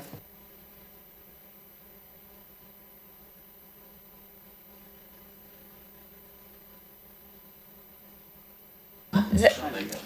It's all right, it's only been 2 years. Councillor James has been here longer than that and he still can't get it right, it's fine. Thank you, Mr. Mayor. I haven't really got a huge amount more to say than Councillor Basham has said. It's a really, really simple thing in front of us, I think, concerns about speeding and accidents waiting to happen. It's one of the top things I also hear about from residents. It's a perennial frustration that there's so little that we can do about it. So when Councillor Basham asked me to second this motion, I was delighted to do it because it is a small and simple thing, but it could be a highly effective thing. These things have been shown to be, quite effective as part of traffic speed management programmes. It's well within our power to do, so I thank Councillor Basham for bringing this motion and for asking me to be a part of it. Really great officer foresight means that licensing isn't going to be a problem, so the only question before us is a relatively small amount of money with minor adjustment to the paper in front of us, no additional financial requirement from residents. Hatchwarren and Beggarwood has 5 collector roads. I'm not really a roads person, so I had to sort of look up the terminology, but 5 sort of main, roads that don't have houses on them where it gets you from one place to another. And those are all 30-mile-an-hour limits, and they're all roundly ignored on a regular basis. Traffic calming measures do exist on about 3.5 of them, but the half of Cliddeston Lane that doesn't have traffic calming on it goes right alongside the M3. It's practically begging people to speed along it. And Danebury Road, which has crossings but no traffic calming, no narrowing of lanes, is where St Mark's School is, and it has nothing at all. It is an accident waiting to happen. It's something I get regularly contacted about. And of course, it's not just about, Councillor Basham's ward or my ward. It's a problem the whole borough experiences. And the costs are painfully, dreadfully high. One tragic loss that happened last year happened right outside where my kids go to school. And I know that is something that those risks that present themselves every day terrify all of us. At the last full council meeting, we were asked about this issue by a resident representing a local campaign group. Councillor Harvey rightly replied that whilst recognising that we are not the Highways Authority, that there are small things that we can look at that we could potentially do. I think this is a perfect example of one of those very things, so I'm glad to support it. Thank you.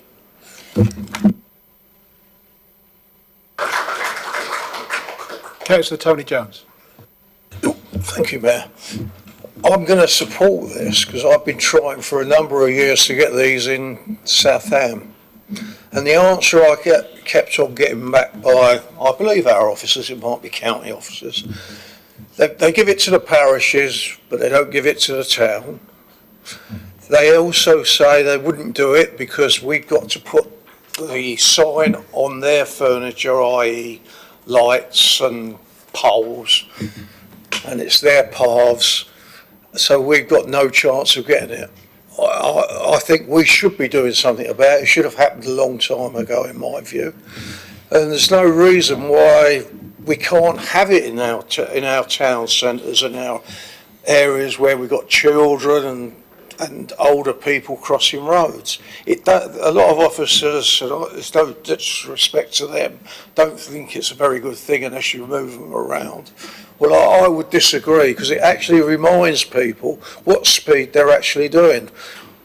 Where I live in Oakley, and you go along by Newfound, there's one there, and that's a 30 mile an hour. Now you're coming down a hill and everything else. Until you see that, you think, oh my God, what am I doing?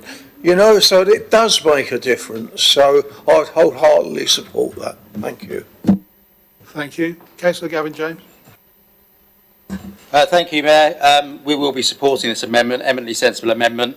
I'm always reluctant to include things in our budget that are a county responsibility, because the more we do, the more they withdraw from us. However, in 2 years' time, we'll be a unitary authority, we'll have responsibility for this. Absolutely right. Councillor Jones has said these tend to go to parishes because parishes fund them themselves, and I've checked, Rushmore have too. And most of the parishes and Hart have already spent 106 money on acquiring them. It's something that Hampshire do not do.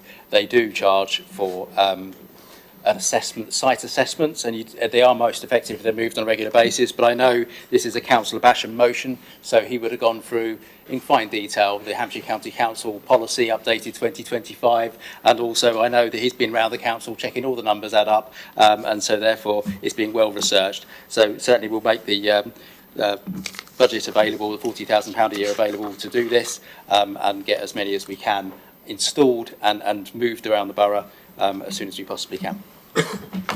Thank you very much. Councillor Broom. Yeah, thank you, Mr. Mayor.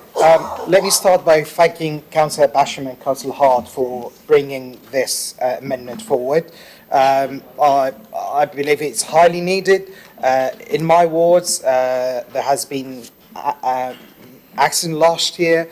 In the recent weeks, I've convened school teachers of the head teachers of schools where in my ward, so we can discuss what we can do.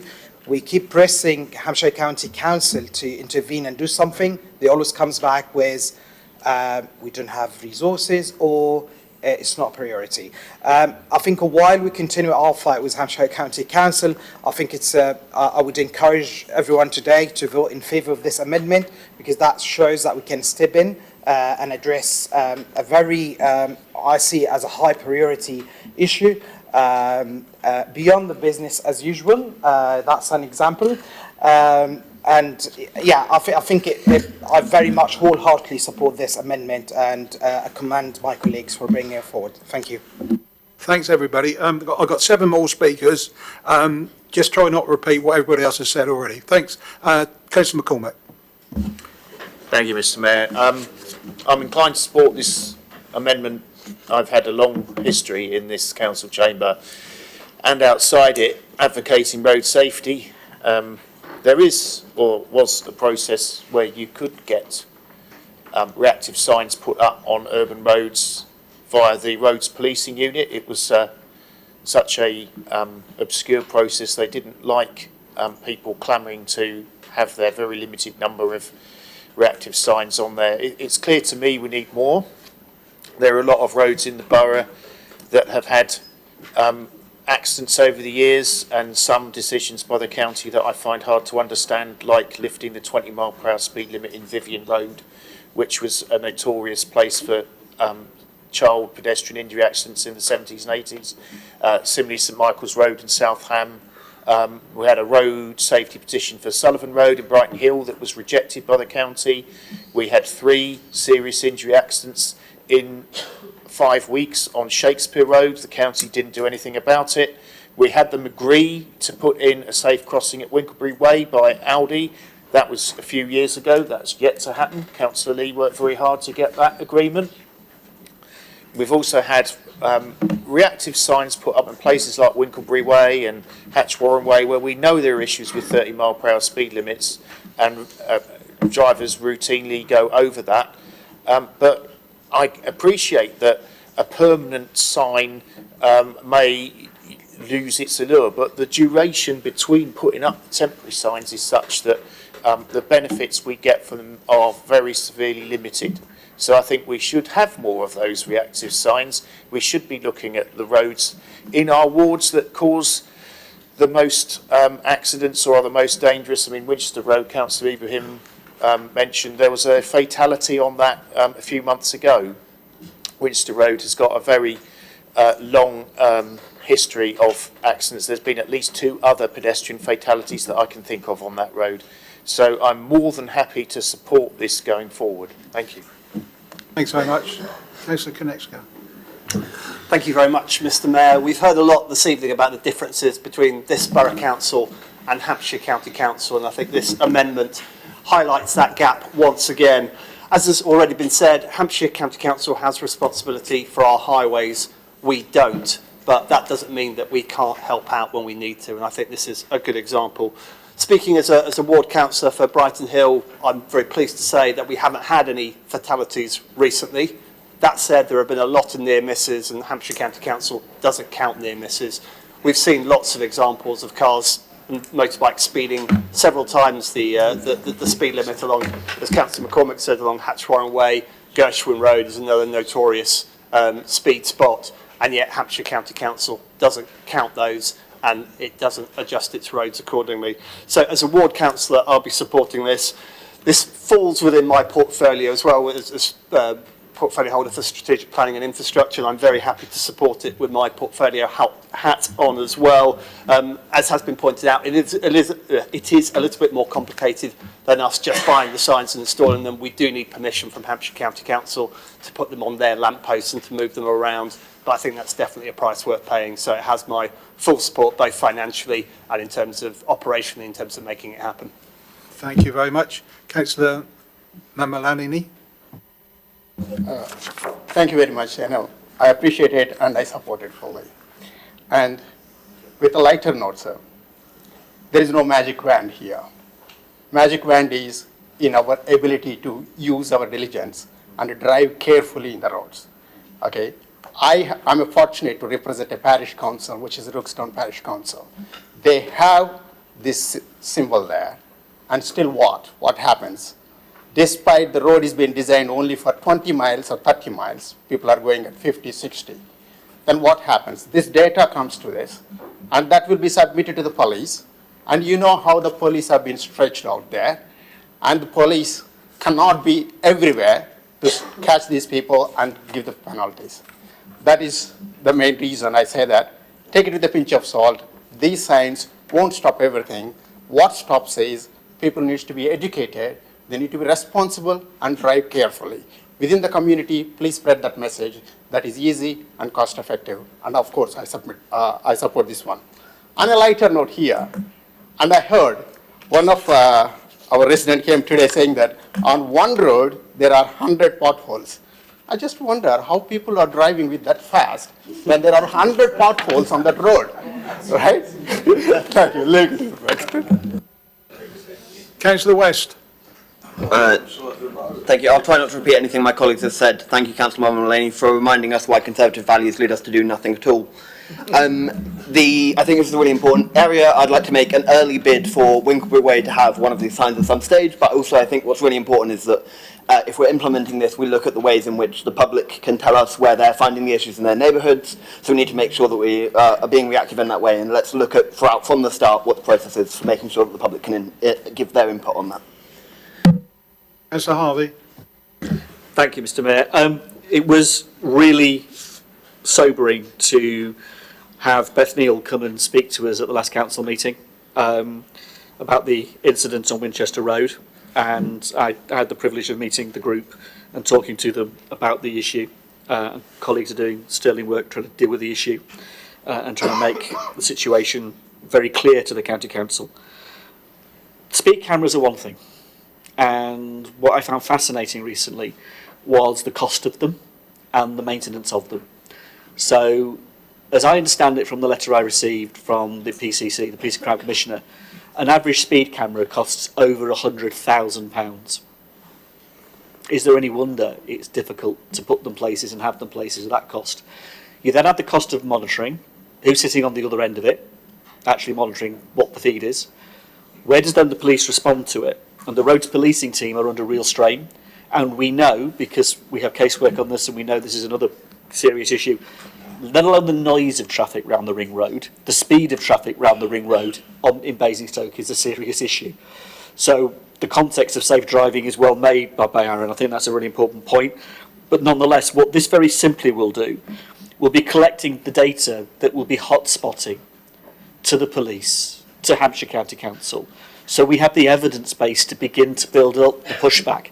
And we met residents, talked to residents on Norn Hill about that very issue, about how do I prove what's going on. Residents on Winchester Road were saying the same. How can I prove what we see day in, day out?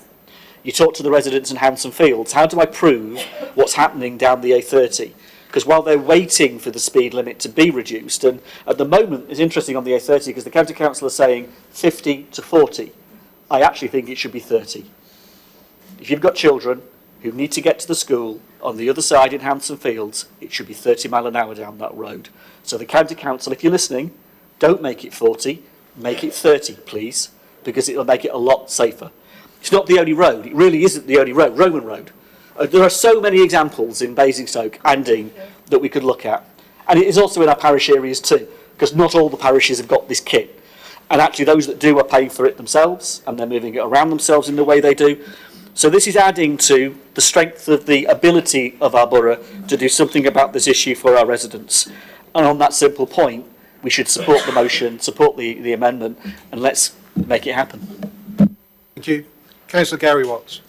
Thank you, Mr. Mayor. I fully support this amendment. Like every area of Southampton Burgh, we have speeding traffic, and we were approached by the Burgh Neighbourhood Watch in the last 6 months when we would fund a mobile speeding device so they could go out and monitor the speeds on a couple of roads on the Burgh.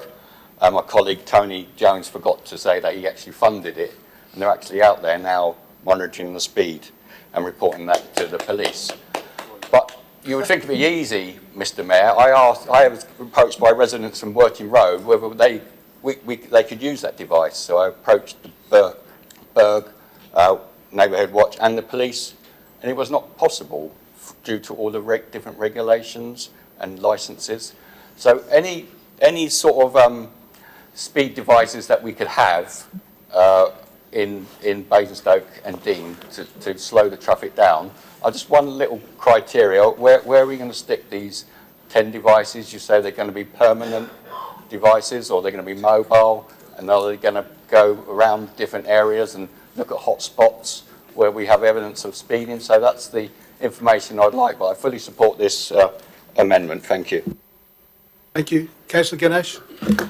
Thank you, Mr. Mayor. Happy to support this amendment. As we've seen in our ward, by working closely with some of the parish councils, this data collected from these devices are very useful. But what matters is how we use those data in conjunction with the Hampshire Constabulary and take action against those who do excessive speeding closer to schools and built-up areas. So what kind of mechanism we set along with this is what matters. So this is something we should probably consider going forward as a working group. How are we going to use this going forward in collaboration with Constabulary? Thank you.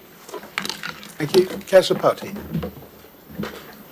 Thank you. Thank you very much, Mr. Mayor. This is something that we have always been conscious of. Road safety is nobody's that are not going to like it. Road safety is very, very important, and we have tried it not only in Hatchwarren Lane. We have also tried it on Danbury. We have tried it on Woodbury Road. We have tried it on A30, and still that thing is going. We have tried it for years and years, having to do that, but it is to do with Hampshire County Council, Hampshire Highways, and it is very difficult for people, for representatives of our own borough, really to get those things in place. Unless, like Paul has said, Paul Basham, Councillor Paul Basham has said, that raise money and then put it there. Get the Hampshire Highways to accept it and put it there. But we have tried it for years. I have done so much, and I have got like safe crossing from Capshot to Hatchwarren. I have done a lot about traffic calming, which hasn't been satisfactory, but I have done it in my ward. And Danbury Road, Woodbury Road, Beggarwood Lane, I have done all that.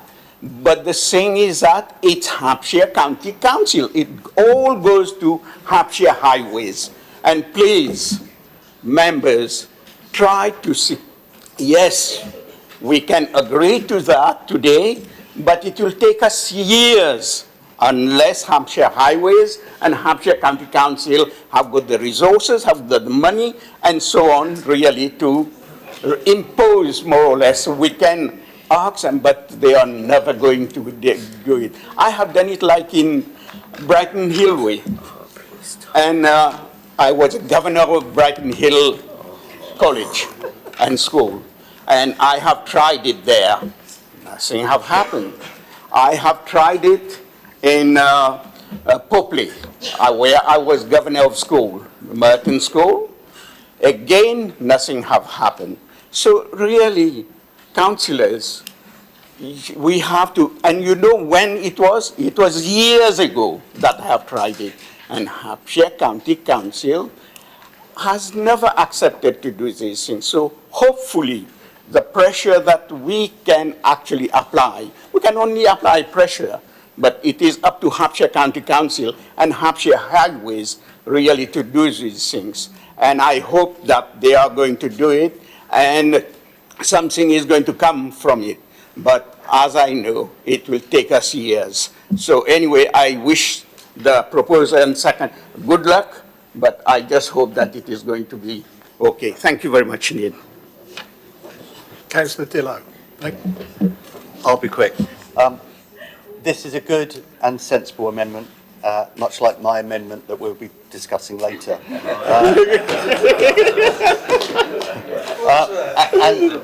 And if I can call first dibs on one of the devices for Kempshot Lane or Buckskin Lane in my, that would be great. Thank you. Councillor Grassi. I fully support this. I think this is absolutely amazing. But could I... Stand up when you address me. Yep, I will.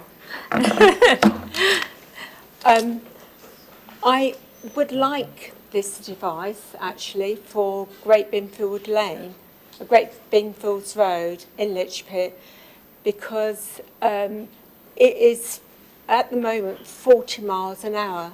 And as they come down, and it's only part of that section that is 40, the rest of it is 30.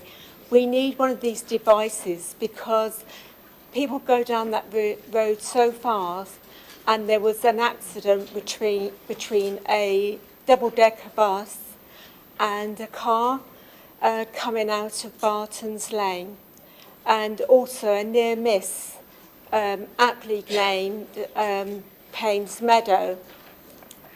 Luckily that missed, but the car went across the road. So in residential areas, to safeguard our young children and families, this is most important. And I think Councillor Hart and also Councillor Basham have actually brought this this motion forward, and I think it's really important that we help fund this very important issue for Basingstoke. Thank you. Councillor Basham, would you like to sum up? Thank you, Mr. Mayor. Thank you for the support across the chamber.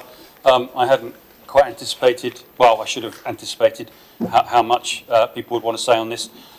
What I would add, just to address some of the questions that people have raised, we've had very good officer support on this. I'd like to thank Adrian Morgan, who has supported me and colleagues through getting our device licensed by Hampshire and moved around Norden.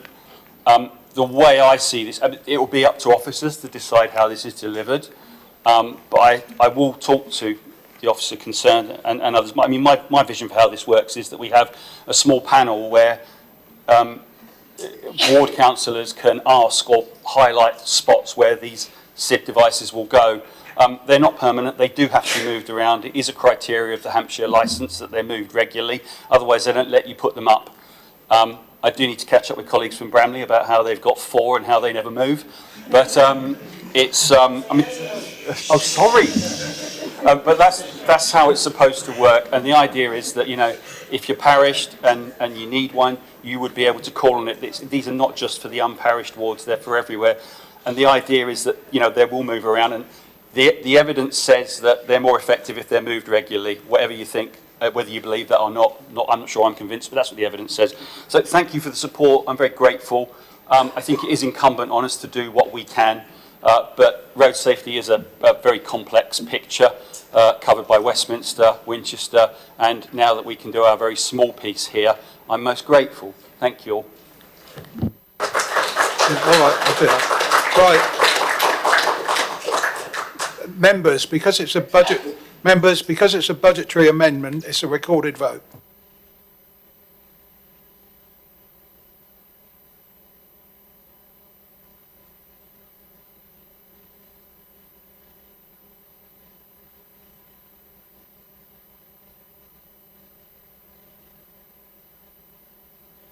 That amendment is carried.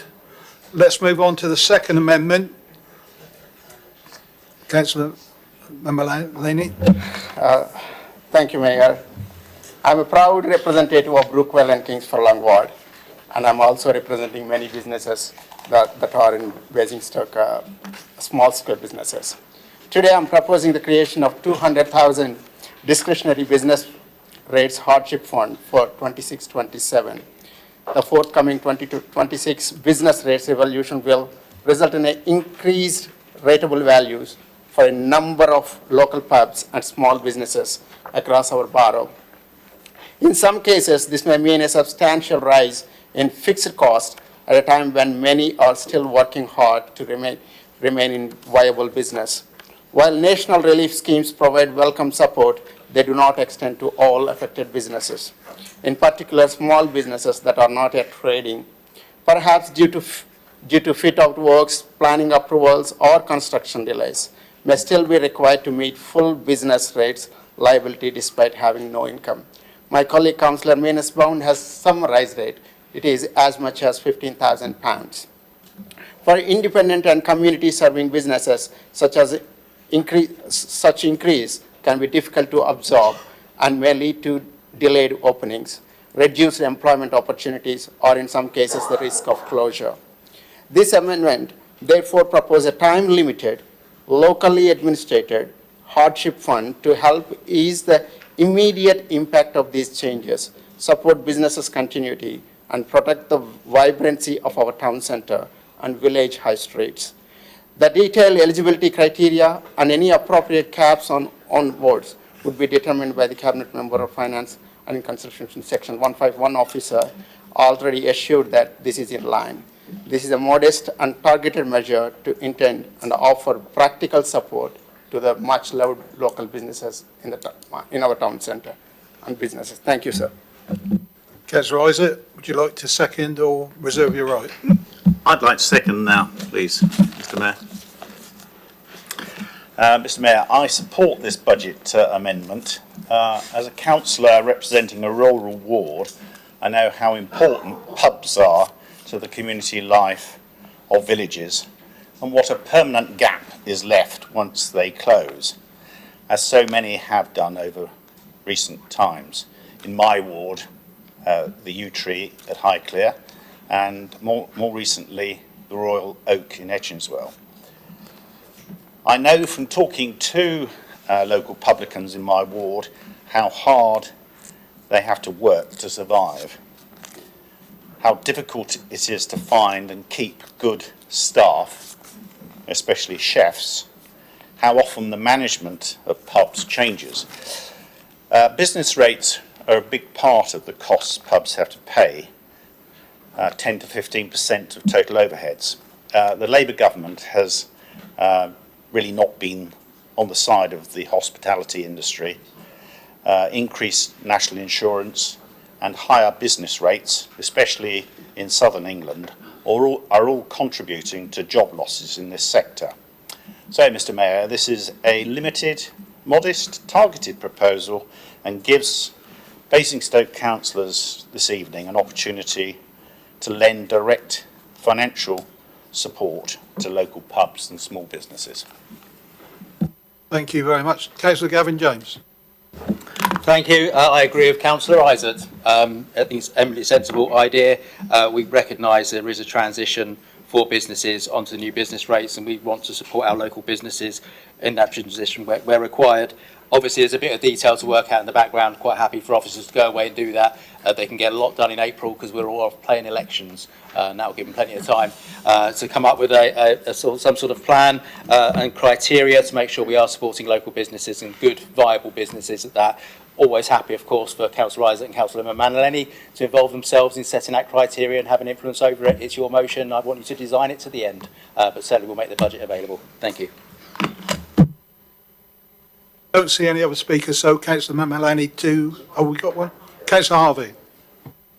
All I was going to add to it was, in terms of what we've done in the town centre, in terms of supporting our businesses and listening to those businesses, it's been a huge part of keeping them sustainable. So picking up the point from Councillor Mamaleni on his own ward, also just the fabric of those areas in terms of picking up the responsibility of others.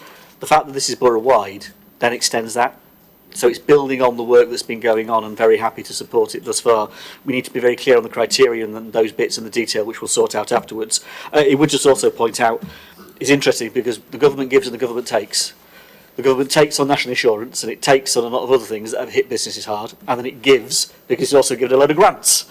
So it's done both, on both sides of this equation, and that's always the nature of this. So what we can do locally to help is pretty significant in terms of the hospitality and our pubs, and particularly in our rural communities, where some of those are actually the community centres and the community lifelines of those rural communities.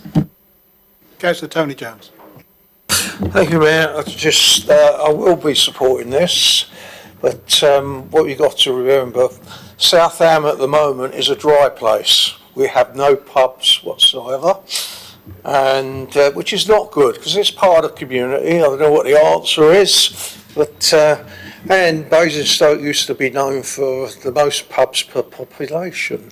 Now I think we're one of the only ones now that we've gone the other way, because we've lost a lot of public houses within the town. And it's quite sad, really. But then again, people don't drink as much, even me. Councillor McCormick. Thank you, Mr. Mayor. Yeah, I'm happy to support this amendment, although I do have to ask, 200k for just 1 year is barely going to touch the sides with the problems that businesses are experiencing, not least with business rates, but also things like sky-high rents and low footfall. I do see some signs in the last year that the footfall is starting to go up in the town centre, but to me, I think we should be. I mean, it's a step in the right direction, but I just think it's really just a symbolic gesture, and we can and should be doing more, and we should be working in conjunction with the government with their relief schemes. The question I would have on this is this intended just to be for businesses with start-up costs that are not getting that relief, or are we going to be looking to apply this relief to existing established businesses like pubs, like some of our restaurants that really are struggling at the moment? Thank you. Councillor Mamaleni, just sum up. Thank you very much. It's a long day, Mayor. So I'm very delighted for this support from both sides of the houses, and I'm happy to be reviewing the amount, and with the permission of the finances and our officers, they can amend the amount if it permits. Otherwise, we'll go ahead with the same amount. Thank you very much. Has to be a fixed amount. What? Yeah. At the moment, we are fixing with 200,000. Thank you. I can't see any more speakers, so let's go to a recorded vote. Members.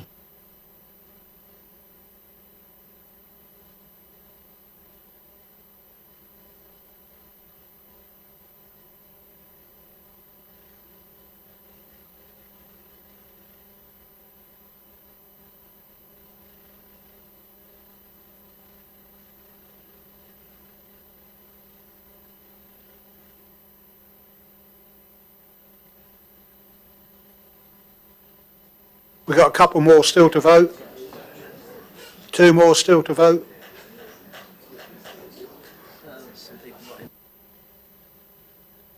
Motion is carried. Motion is carried. Councillor Dillo, you're up for the third amendment.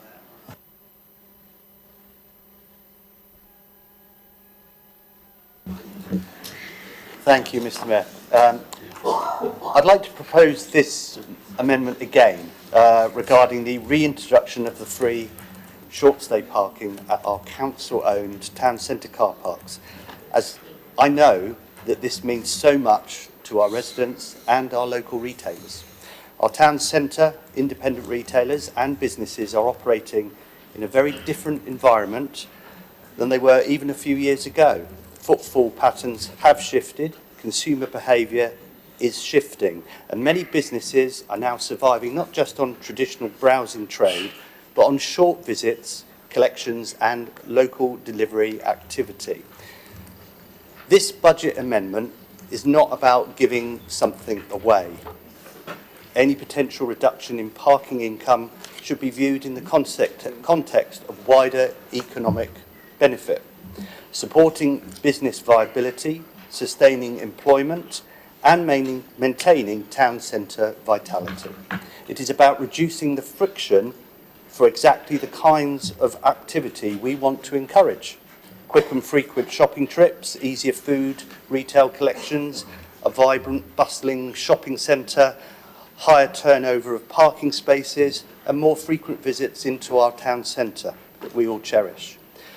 Increasingly, local businesses are telling me that short-term parking charges are acting as a barrier, not just for customers, but for delivery drivers and collection-based trade which for many small businesses is now a critical income stream. Car parking charges discourage short visits, discourage collections and discourage car drivers from using our town centre businesses, which this means we are unintentionally placing our town centre independent and small retailers at a disadvantage compared with out-of-town alternatives. So what this amendment proposes is financially modest. It's measured and it is evidence-based. It asks officers to bring forward options, not a blank cheque, for a defined free short stay period applied where appropriate across our council-owned town centre car parks with monitoring of usage and impact. And crucially, it builds in a review. If it works, we'll see the benefits in footfall and in business confidence. And if it doesn't, we will have the data to reassess. So this proposed budget amendment is a pragmatic economic support measure we can easily deliver at a time when many businesses continue to operate under significant pressure. It does not remove the free evening parking that supports our nighttime economy. That stays in place. This simply adds balance by supporting businesses, independent delivery drivers and residents during the day as well. Small businesses are the backbone of our economy. Thriving businesses generate employment, vitality, business rates and civic confidence. An active, bustling town centre benefits everyone. So what's not to like? And for all those reasons, I propose this budget amendment. Thank you. Thank you very much. Councillor Mamaleni, do you want to... You're reserved, you're right. To debate. Councillor Gavin James. Thank you, Mr. Mayor. I've got deja vu. We had this last year. Clearly, the administration last year took the view that we'd run free short-term parking in about 83 bays for a number of years. And I remember when we first introduced the 1 hour free parking, it was free 30 minutes originally. And I remember supporting it. And the reason behind that was that it was very convenient for those who needed to use the post office, who needed to go to the bank to pay in a cheque. Obviously, it's a long time ago. The post office is nowhere near the top of town now. Most of the banks have gone, and paying in a cheque, whatever a cheque is, you can do by your phone apparently anyway. So the world has moved on, habits have changed, things have changed. That nipping into the top of town to do that one job is less of an issue. What is an issue is, I think Councillor Dillo argued with his own motion. He said the top of town traders want people to go in and browse. You don't browse if you're limited to 1 hour free parking. You browse because you're not limited in time. What we have seen since we withdrew the free 1 hour parking and moved it to the evening, if anything, seems to be increased footfall, people dwelling for longer, more shops have opened in the top of town. The evening parking is when most food is collected, so those businesses are actually going to be relatively okay. I think most evening restaurants do sell a lot more food in the evening. I mean, we've obviously spoken to businesses. Businesses as a whole were desperate for the evening parking, particularly when we had some taxi problems that seem to be largely resolved now. So it's a backward step. But what makes it worse is when you look at where the 90,000 is coming from.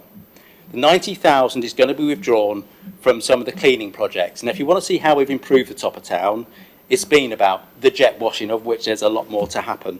It's been about improving the public realm, cleaning pavements, getting rid of graffiti, improving shop fronts, repainting bins, etc.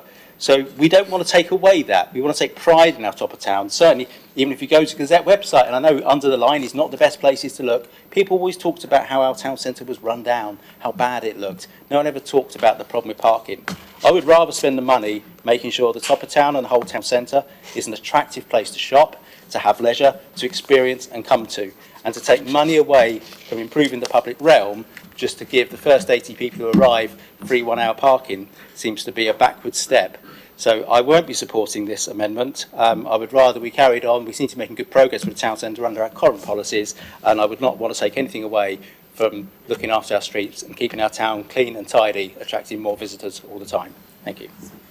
Thank you. Councillor Konechka.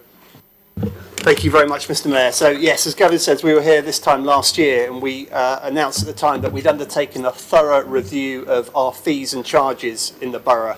And we did that by benchmarking ourselves against the other private operators such as Festival Place that are present in our borough. But we also looked around what was available in nearby areas, and we came up with our fees and charges and our parking fees specifically in relation to that. And as part of that, we removed the 1 hour free parking, and we also introduced the free evening parking in some of our car parks. Now, it's really difficult to work out the impact of these changes. So we have seen footfall increases, as Gavin has said, but is that really down to a change in parking? Probably not. I guess in reality it's more likely to be influenced by economic factors, maybe even the price of fuel. So it's really, really difficult to tell what impact an individual change to parking might have had. But what we do have is some evidence that suggests that the policies we've introduced are working. We have anecdotal evidence from the traders who asked for the changes in the first place. They're genuinely happy with what we're achieving. We also have undertaken capacity surveys of our car parks. We've not seen any massive issues with capacity during the daytime or at weekends from the removal of the 1 hour free parking. And if anything, we've actually seen a reduction in spare capacity in the evenings from the 1 hour parking, from the free evening parking charges. So based on that, I would argue, as Councillor James has said, that there's no reason for this. Let's focus instead our attentions on smartening up our town centre, and because that is what's really making a difference in our area. So thank you very much. Councillor Tony Jones. Thank you, Mayor. I'm not sure with this one because what I don't want to lose is parking for the public. And when we're talking about deliveries and things like that for the shops, they can actually tell them what time to come and when to come. There's no good showing you that that's a fact, because in other towns, some lorries aren't allowed in after certain times. So if we're losing car parking space, I will be voting against. But I'll leave that up to you. Councillor West. I think Councillor James made a couple of valid points, and I just want to pick up on a couple of them. First being about the amount of time for browsing and only having 1 hour. I think that's really important, and if the Cabinet can find the money to do it for 2 or 3 hours, then I'd very much support that move. I look forward to the Cabinet trying to put the effort in to find that extra time to give to our residents to be able to spend that time browsing in the top of town. I think it's very important. I know that a lot of councillors here have council parking permits, and I know they won't be using them for anything outside of council business, but they currently can park in all of our Basingstoke Council car parks for free, so it's much easier for us to do what we need to do in council car parks than it is for our residents currently, so please do go all out there. And the other point about where that money might come from, I think it's very serious. I'm not going to decide how I'm going to vote on that until I hear about the response to Councillor James's point about where the money comes from, because I do not want to see the removal of that money for cleaning in the town centre. Councillor Minus-Bain. Thank you, Mr. Mayor. Just picking up on what Councillor James said, he's absolutely right. It is 364 days since we made the last amendment suggestion for this, not quite the year. And during that time, and I won't take his thunder, that the proposer has gone through and done an enormous amount of work talking to those businesses in the town centre. But it's also worth, we have a colleague from the Basingstoke Gazette with us, to just think about what our residents have said. And I pick up on the comments from our Labour colleagues about the consultation. Sometimes we hear more from our residents on social media and the Basingstoke Gazette than we do in council consultation. And I quote, "How many of us warned the council that the top of town would suffer without the free hour? I have not once paid for parking at the top of town since the free hour was removed." Another said, "Having a free hour was very helpful for popping into town. Since they removed the free hour, I either parked in residential streets or instead just go elsewhere." This is not ideology, this is behaviour. People aren't absorbing the cost, they're changing their habits. They're parking in surrounding residential areas or simply doing something else. It was about encouraging short visits, as the proposer says. If, as Councillor James has just alluded to, the administration agree with the principle, and I've heard lots of comments about the free evening as a defence for not giving the free day, which I'm not sure about the correlation there, but object to where the funding sits in our amendment, then I would simply say this. How about making an alternative funding proposal to the proposer and seconder that we can check the technicalities on, I'm sure relatively quickly with the Section 151 officer, because it sounds like we all support it. And I don't think our residents would appreciate, led by the administration, what I would call a technical accounting debate.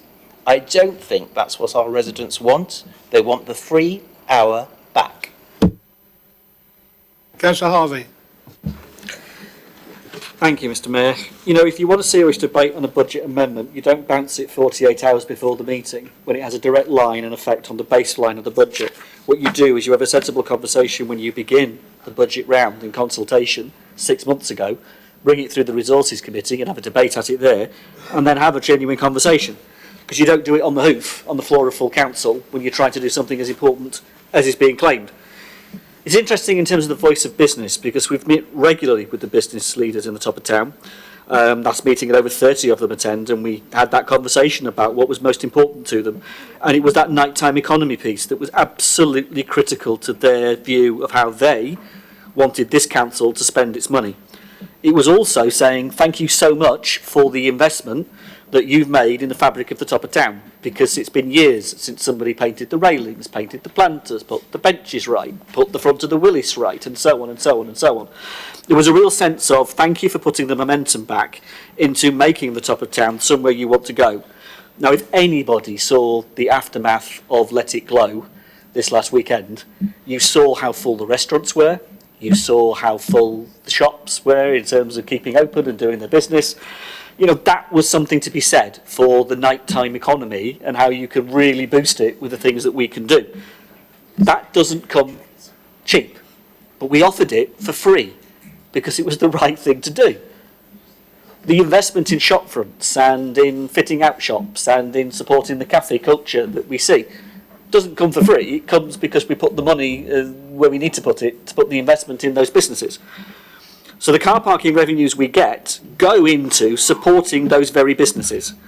And when you nip into the top of town for, I don't know, half an hour or 20 minutes to go to one place, they really desire of you, the shops and the conversations we've had, is to actually spend a bit of time. Spend a bit of time in the top of town, in the town centre, and shop locally to support your local shops, to support your local businesses.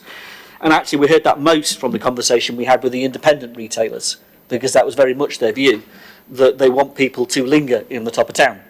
And when asked, where do you want us to put the money, or where do you want to put the investment, as I say, it could not have been clearer. So that's what we've done. That's where we've chosen to put the investment.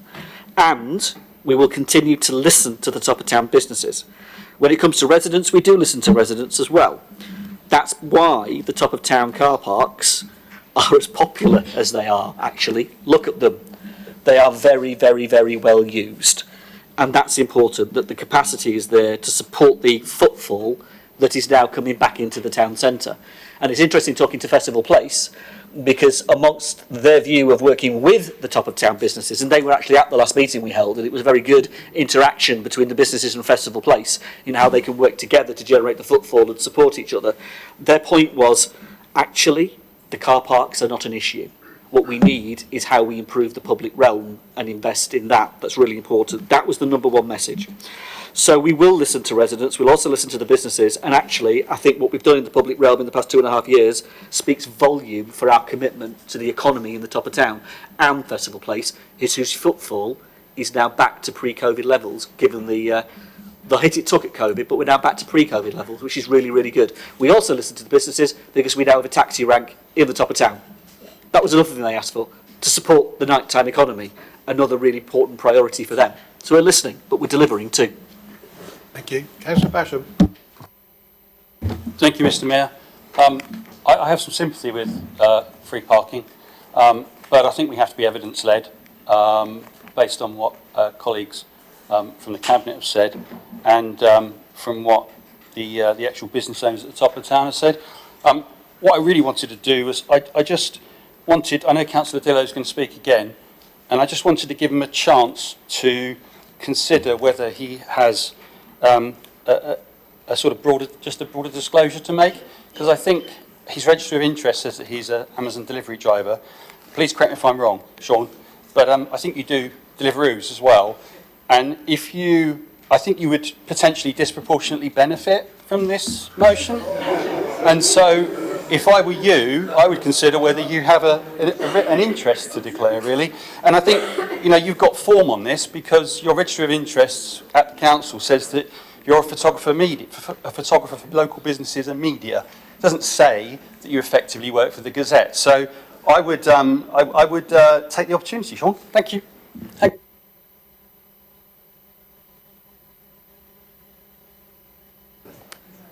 No more speakers. So Councillor Mamalini, you to second. Oh. Thank you, Mr. Mayor. So I would be in favour of having free parking, but not at the expense of keeping our town clean. I think the sum we're talking, 36k over 4 years, we could quite easily have funded that from our medium-term risk reserve. The Let It Glow event, I'm very impressed with that. If it has increased our footfall in town, we should make that a permanent feature. I'd like to think that we could have that discussion offline. But as it stands, I don't think I can support free parking at the expense of keeping our borough clean. I've been running a community litter pick in Brighton Hill for the last 10 years. I know other councillors and other local residents groups do that. Litter matters. It brings our area down if it's not cleared up. One of the things I get quite a lot of the time is, why are you out clearing litter? Why aren't the council doing this? So I think that removing part of our cleaning budget will not go down well with our residents. Thank you.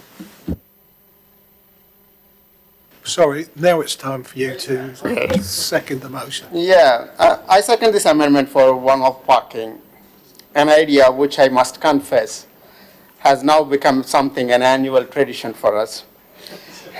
Because we brought this forward last year, we asked nicely, we made the case, we even tried to be persuasive, and sadly it was turned down. So here we are again, asking the same question, in the very same spirit, with the very same hope, my dear, that perhaps minds might have changed. Somehow I succeed a little bit.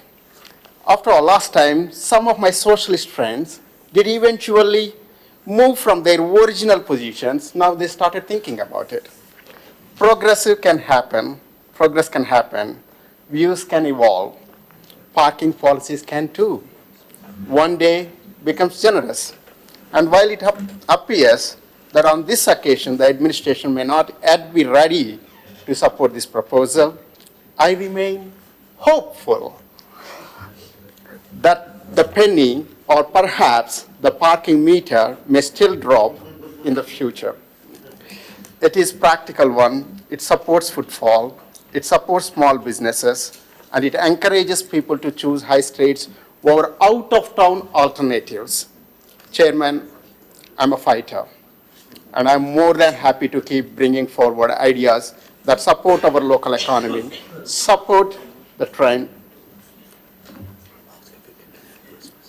support our local economy, even if it takes more than one attempt. So I'll kindly ask whether we can use this, fund this 36,000 from the, 90,000 from the risk reserves. Thank you, and I second this amendment.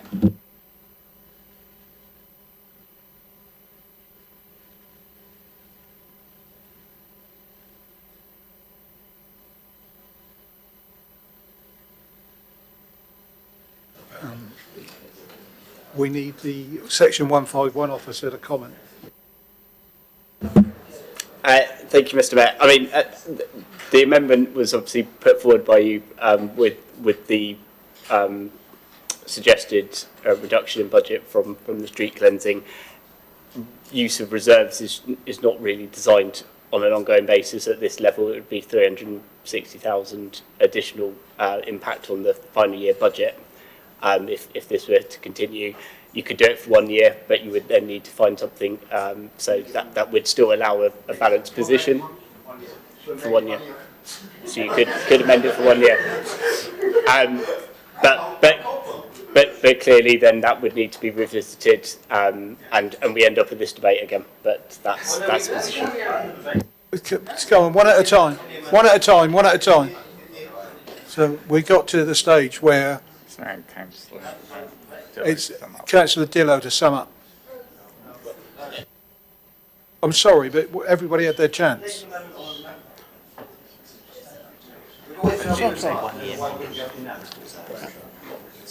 So thank you, Mr. Mayor.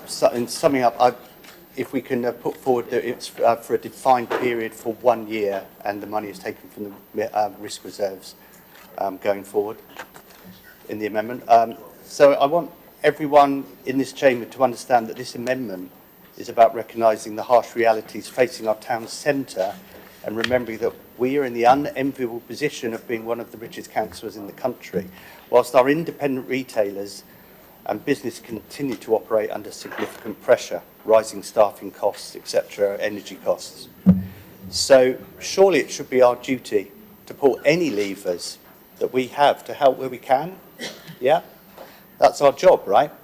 So I've taken the time to speak directly with local retailers and delivery drivers like myself. Yes, I try and earn a little bit of extra money to pay my council tax.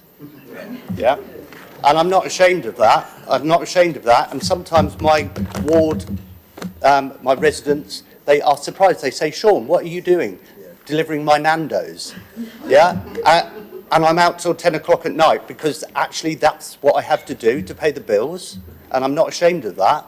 And I will do that because that's the way I work. I don't take benefits. I don't take anything. I work hard and I do what I need to do.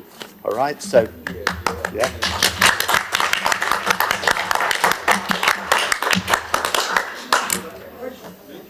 So this is a small figure when contrasted with the council's financial position. It's just £90,000, particularly when we consider that our commercial property rental revenue alone has increased by over 3 million this year. So arguing that you can't support this amendment because you weren't given any notice didn't seem to factor with Councillor Basham's amendment, did it? So with political will, identifying funding for a measured and balanced amendment of this small scale is entirely achievable. It's just whether we want to do it. And the benefits are blatantly clear. It's just common sense. This amendment has the capacity to deliver a meaningful, positive effort for small and independent centre retailers by incentivising footfall and reducing the barriers to trade. And importantly, remember this amendment it will be time limited, subject to review, and it does not affect the current free evening parking. So the question is not whether we can afford it, we can, but whether we choose to prioritise it. We are first and foremost here in this chamber to support our residents. That's why we're here, to support our borough and to support our town centre. We must do that. So all members here, we must now decide whether we wish to support this modest, it is modest, costed amendment that will give immediate positive boost to our struggling town centre retailers. Mr. Mayor, let's all demonstrate to our residents and our businesses that we are listening and give them hope. So in my book, this should be a simple yes to this amendment. It makes sense. We can easily afford this. We can. So let's do this for our residents and then do this for our town. Mr. Mayor, I would like to request a recorded vote for this amendment. Thank you. Well, you're going to get that anyway because it's a budgetary thing. For clarification, have you changed your amendment to 1 year? Yes. Seconded? Yes, I do.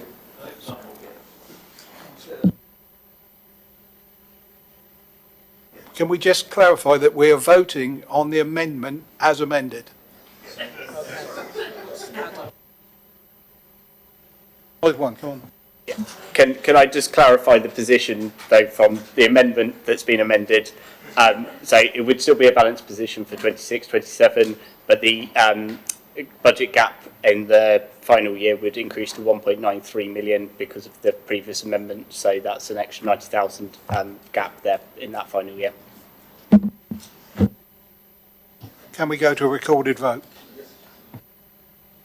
Sorry, Mr. Mayor, can I just clarify where we're agreeing this money is coming from? I'm happy with it changing to a year, but the 151 officer earlier said it was from a different pool of money than originally intended. So not only the number has changed, but the source. Can we just 100%? I've just been told it's a one-off amount is coming from the reserves for 1 year.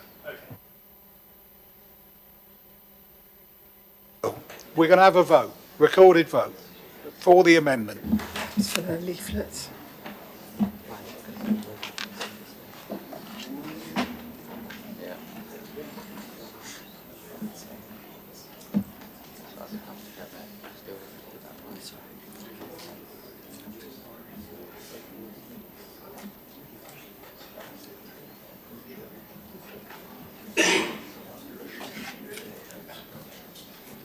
Switched to now. Did you see it? I just did. Okay. Abstain. I'm abstaining. That amendment is carried.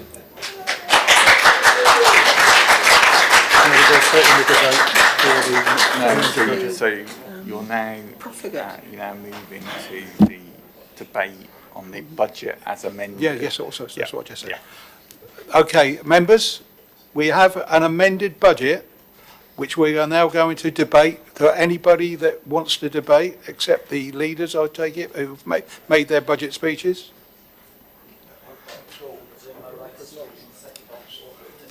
And we've got loads coming in.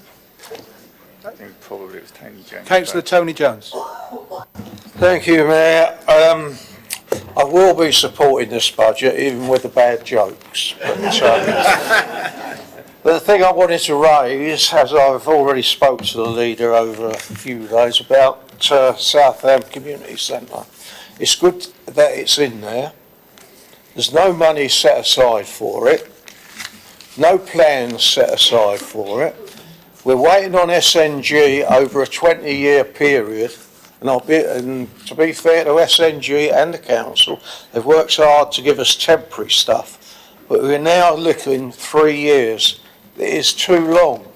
We're losing everything in Southam, and I just urge you to relook at that and see if you can put some money and get some plans going. If we get the 106 or whatever it is off of SNG, that's great. If not, we can do it. You still have the money at some stage. Thank you.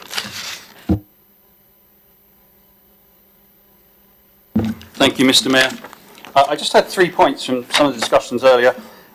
Councillor Menas-Bound mentioned some money spent on community centres. I didn't catch the first one, but the other one was £800,000 spent on Oak Ridge West, which is a community centre in my ward. And I think the implication was that there's whispers in the corridor about favouritism, I think was the phrase used. I just want to be really clear that that refurbishment and that £800,000 has almost exclusively come from CIL money, which was paid over by Barratt's and or Vivid, I'm not quite sure which, to upgrade a local community centre because they declined to build an appropriate community centre on the 700 residents development that they developed in my ward. So there's no favouritism here. This was earmarked money. I just wanted to make that point so that everyone understood. I think Councillor Ibrahim mentioned council tax increases. It's my annual party piece to talk about council tax increases. All I'll say is that Hampshire County Council is a great example of what happens if you don't raise your council tax every year. I just caught a nod in the corner of my eye from the 151 officer. I would say on the leisure park as well, I mean, Councillor Bound again drew attention to the £60 million budgeted to be spent on the aquadrome. And I know Councillor Isaacs raised it in audit committee as well. And, you know, it's something that we've looked at very carefully and closely, and it is a lot of money. But I would just say it's a prize for Basingstoke. It's a prize that we've been able to invest Basingstoke money in Basingstoke before we have to make our funds fungible or mixed with whatever the unitary settlement that we get is.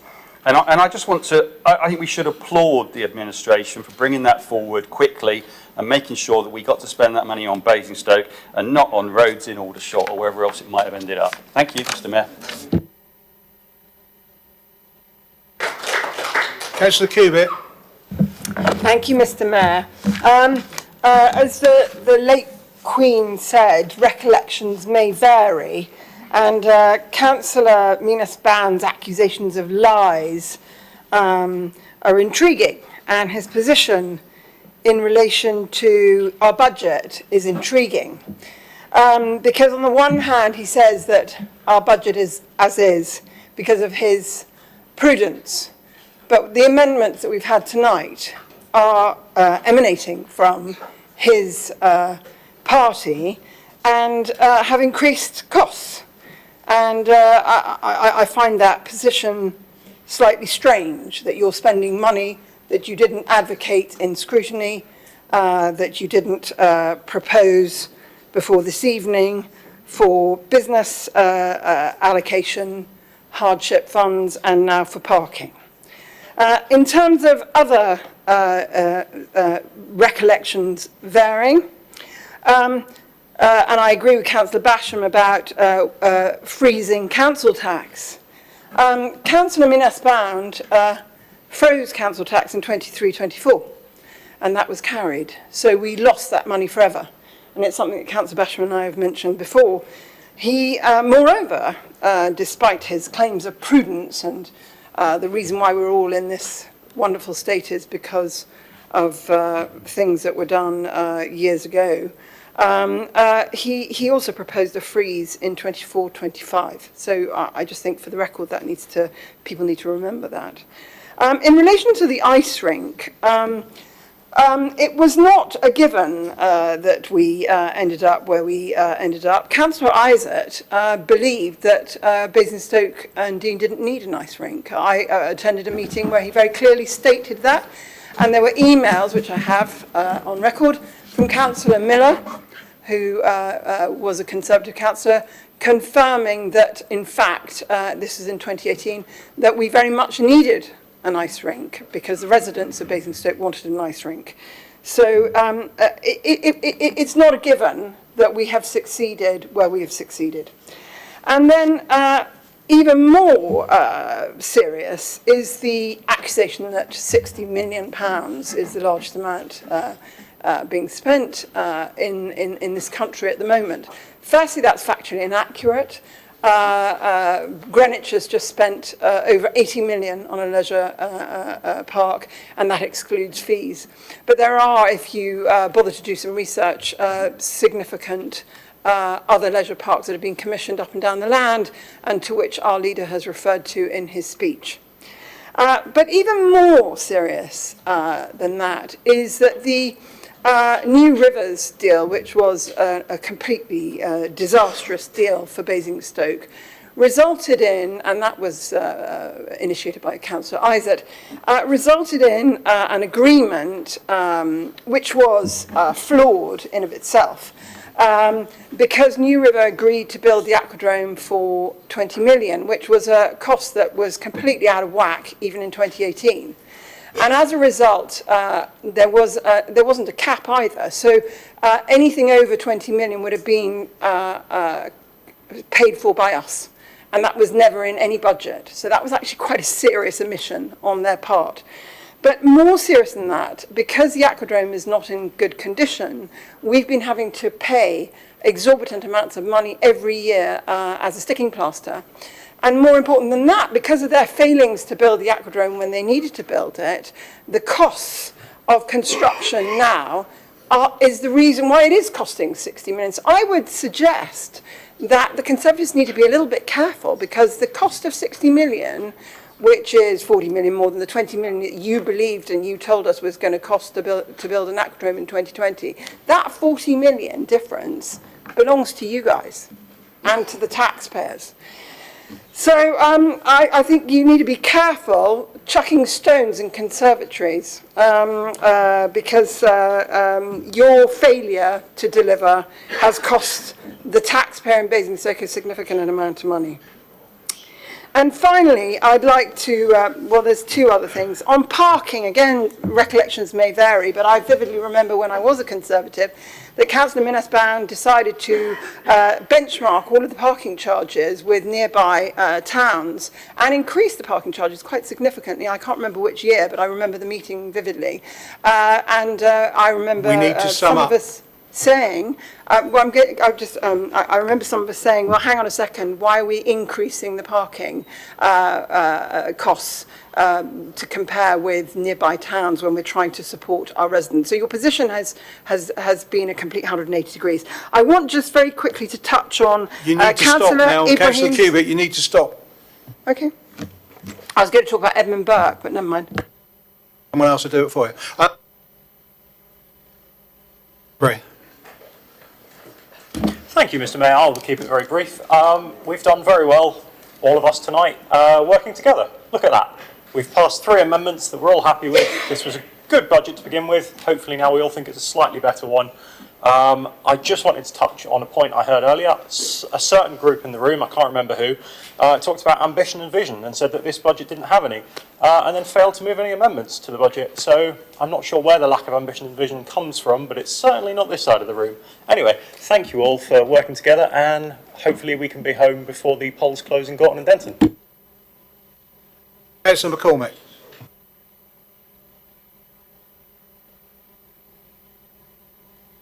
Councillor McCormick, do you owe me? Yep. Thank you, Mr. Mayor. So, this budget really, I'm trying to think of it from a resident's perspective, vision. Not sure if we went out and asked residents if they saw any vision in this budget, they'd give a positive response to that. Just one thing I wanted to pick up with Councillor Bound mentioned the pothole funding, and I'd like to correct him on one minor point. I did actually get a reply from the county, from Councillor Lulu Bowerman, the portfolio holder, and I quote about temporary fixes, and a few of us will agree with this position. A temporary fix can be completed in about 1/7 the time needed for a permanent repair, meaning we can address multiple safety issues in the time it would take to deliver a single long-term fix. Well, I'm sorry, but we ought to be doing long-term fixes. I think we all agree on that. Also, and in particular reference to Councillor Bound's point, they did receive money, or they had the offer of money from HS2. And she says, after the northern leg of HS2 was cancelled, the government quickly withdrew the funding after a year. Well, the county had a year to spend it, and they didn't react in time. So that's on them. The ice rink. The ice rink risked disappearance of ice in Basingstoke. Bisons were out of action for 2 years. The motion that was put forward was in support of residents. We were thinking of them at the time, residents and ice users, so it's very disappointing to see Governor James forget that. As for play areas, we don't do enough with play areas. We need more play areas, we need more funding for play areas. We're not seeing that in this budget. I would like to explore those opportunities with the new council. Parking, we used to have more money available for parking schemes, but the county took back the agreement that we had to put in more residential parking schemes, and I would like to see more residential parking schemes and more charge points. As for the section 114, well, I think the county's bust anyway. They should have declared it by now. Mention was made about sweeping 6,000 miles of roads in Basingstoke, but the county claimed they only have 5,500 miles in the whole of Hampshire. What I'm surprised not to see in terms of amendments is an amendment to take the flags down off Shepherd Road or Reading Road, given councillors opposite have expressed their concerns about flags. And on the ecological crisis, I'd like to ask how many red listed species there are at Old Down that's getting its protection. Maybe somebody can give me an answer to that. There's 16 red listed species at Upper Swallock, and the council administration advocates building there. Local plan, local choice. I rest my case. Thank you. Councillor Laura James. Thank you, Mr. Mayor. Our additional investment, this year in frontline services builds on the administration's focus on improving the places that people live. As part of that investment, we will see 2 new staff working across parks and street care who will work on council assets, delivering a schedule of routine maintenance. Historically, we would have brought in contractors to do the work or not done this work at all, repairing and replacing bins, benches, hard standings, repairing other street furniture and bus shelters, jet spraying signage, repainting public toilets, repairing and replacing dragon's teeth and trip rails, doing minor repairs in parks and play areas. It is the kind of investment that makes a huge difference to the quality of service we offer and the place that we live. It builds on excellent work that we have been doing over the last 2 years, employing a play and parks officer who has delivered play and parks refurbishment programme last year on time and to budget, and preparation is already underway for next year's programme. Work has also started on a new play strategy with consultation undertaken last year. Improvements to the depot, investment in machinery and new vehicles. Our Make a Difference team have tackled areas in need of extra care and attention, covering a total area of more than 4 million square metres. The outcome from the investment has resulted in more areas of the borough receiving the attention it needs, a customer-focused approach, and with lots of very positive comments from residents thanking our grounds and street care for the work that they have done. We have delivered capital work programmes on time and to budget.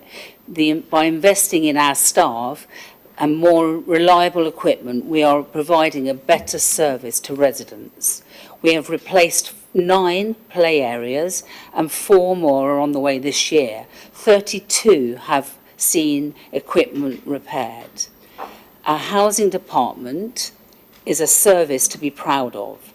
As numbers on the housing register dramatically grow across the country, we have seen a decrease in the number of people on the register, despite huge housing pressures and demands.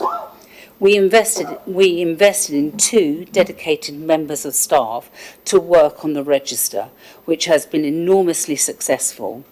They have enabled us to deliver personalised support to 121 households, including some of the most vulnerable, and 70 have now received specialist home visits. Over 900 households have had help and support with their applications. We are focusing support on those who need it most. And as a result, we have a much more accurate and relevant register. As with our housing services, we have developed and offer a personalised, centred approach. We purchased May Place and are in the process of refurbishing it, making it the first-class facility to support the most vulnerable homeless people. Not only did we save the scheme from Hampshire County Council's cuts, but we also secured the project and building for the future, leading by example.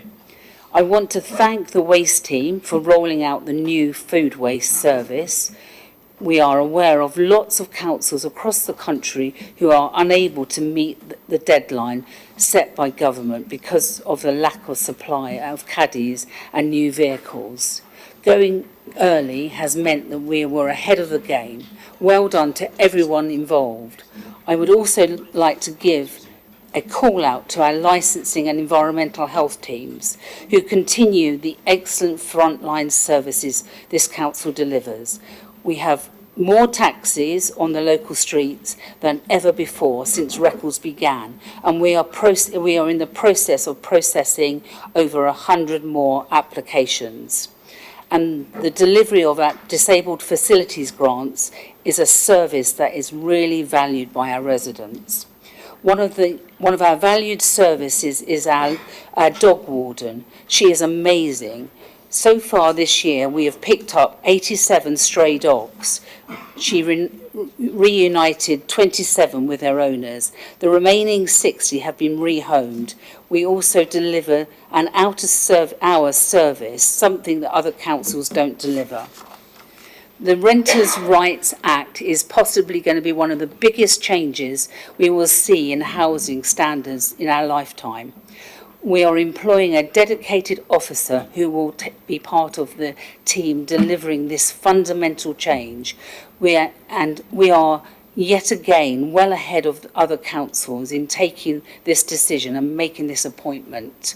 This is just a snapshot of the work we do, of the service we deliver, and the amazing people that we work and amazing people who work for our residents. We have a strong partnerships that truly make a difference to the work we do. This is something we can be very proud of. Thank you.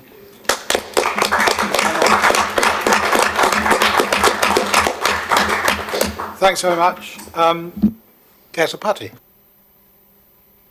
Thank you, Mr. Mayor.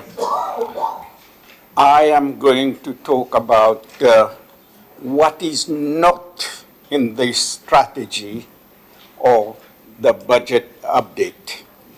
Things that are missing, like community centres, like large-scale housing in Hounsonfield, Golf Course, and Linden, and yet we do not find that that medium-term financial strategy talk about providing community centres for these areas. Whether only one among, like Hounsonfield, maybe there is a dire need for one there. But this is one of those things, and another bit is health and safe well-being of people. I have proposed, and for years that's been going on, there were children when a kickabout in Beggarwood, football kickabout was proposed. And I'd been waiting. Now those children have already become adults. Some of them have gone to universities, others have spread around in the country. So we haven't got anything to do with that. So that's gone. And we were just talking about, and there's a petition going about a zebra crossing. I know this is not our responsibility, it's the responsibility of the county council. But some help should be really, zebra crossing at Dashwood Manor, Neurocare, pub, and a school going there. There has to be a zebra crossing for those people, but no. There isn't one going, and nothing has been talked about, you see. And the other bit is that we have got the doctor's surgery and the dental surgery are becoming smaller because the area around my wards are becoming bigger and bigger. And yet, when we look at the dental surgery, which I have been asking for, having a new dental surgery big enough to cater for the people, and yet nothing is happening in that area. So I am concerned about the community, and I am concerned about what is not in that strategy and that budget update. So please look at it. I would ask the officers to have a look at it and see whether what can be really done about it, you see, because there is a lot that needs to be done, and the community has to be served properly. And yet we have got a lot that is not being looked at. And that's what I am saying, that I am looking at what is not in that particular strategy and budget update. Thank you very much indeed. Thank you. Councillor Isaac. Mr. Mayor, councillors may realise that I feel a strong urge to respond to the utterances from Councillor Cubitt tonight. Thank you very much. It's on the ice rink. It's never been my position that I didn't want to see an ice rink in Basingstoke, and if she would like to provide evidence of that, I'd be delighted to see it. But it doesn't exist. It's absolute nonsense. On New River, without going into the sort of history and the weeds of that, this line of hers that there's the budget for the ice rink for the aquadrome at that time was £20 million, and there was no cap. It's all balderdash. The reason New River came unstuck was because there was a legal challenge, and then COVID came along. Okay, these things happen, and I'm getting the feeling that she's getting her revenge in first and early on the aquadrome and the big budget that's being attached to that. I hope in the interests of the residents of this council that the aquadrome is delivered on time and on budget. But beware, Councillor Cubitt. Councillor Mullany. Thank you very much. Me again. I would like to begin by placing on record my wholehearted support for this budget. In particularly, I welcome the allocation towards artificial intelligence initiatives. As someone with an engineering background and a keen interest in IT, I recognize the significant opportunities that AI presents in improving efficiency and enhancing services and delivering better values for our residents. If I may say so, the investment may be little later than some might have hoped, but as they say, going better late than never. EDI, I don't even think a second to support that initiative. I take this opportunity to remind the chamber, equality does not mean compromising the quality, and diversity is not undermining the meritocracy. Yeah. Mr. Mayor, I'm fortunate to sit in two councils along with two of my colleagues here. And as an eternal optimist, I always try to take the best from both organizations because ultimately I enjoy serving both organizations. In all seriousness, I'm not sitting here to make tough choices that harm our communities. I share the same postcode as the residents we represent. I drive on the same roads. I walk on the same pavements. And yes, I feel the same pain when I hit a pothole. I'm not happy about them. In fact, I hate them so much that sometimes I wish I could personally go there with a shovel and fix them myself. Now, because I'm a legal person. I can't do that, right? Now, Hampshire County Council does an incredible amount of good work looking after our outstanding children's services, supporting vulnerable families, and delivering adult care services. But the reality is this: we are often judged by the potholes on the streets. That is the political reality we live in. And rather than moaning about it, I chose to report them early, escalate them where needed, and help get them fixed before they became a bigger problem. Because we sit in a chamber of 54 community champions, a quote delivered by our co-leader once, I still remember it.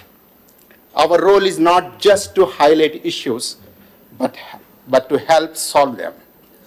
I was pleased to hear the leader mention the pothole reporting map available on the Hampshire County Council website. What lessons that we can learn from them? Because few months ago, I reported a street sign problem, which is a Basingstoke issue. And guess what?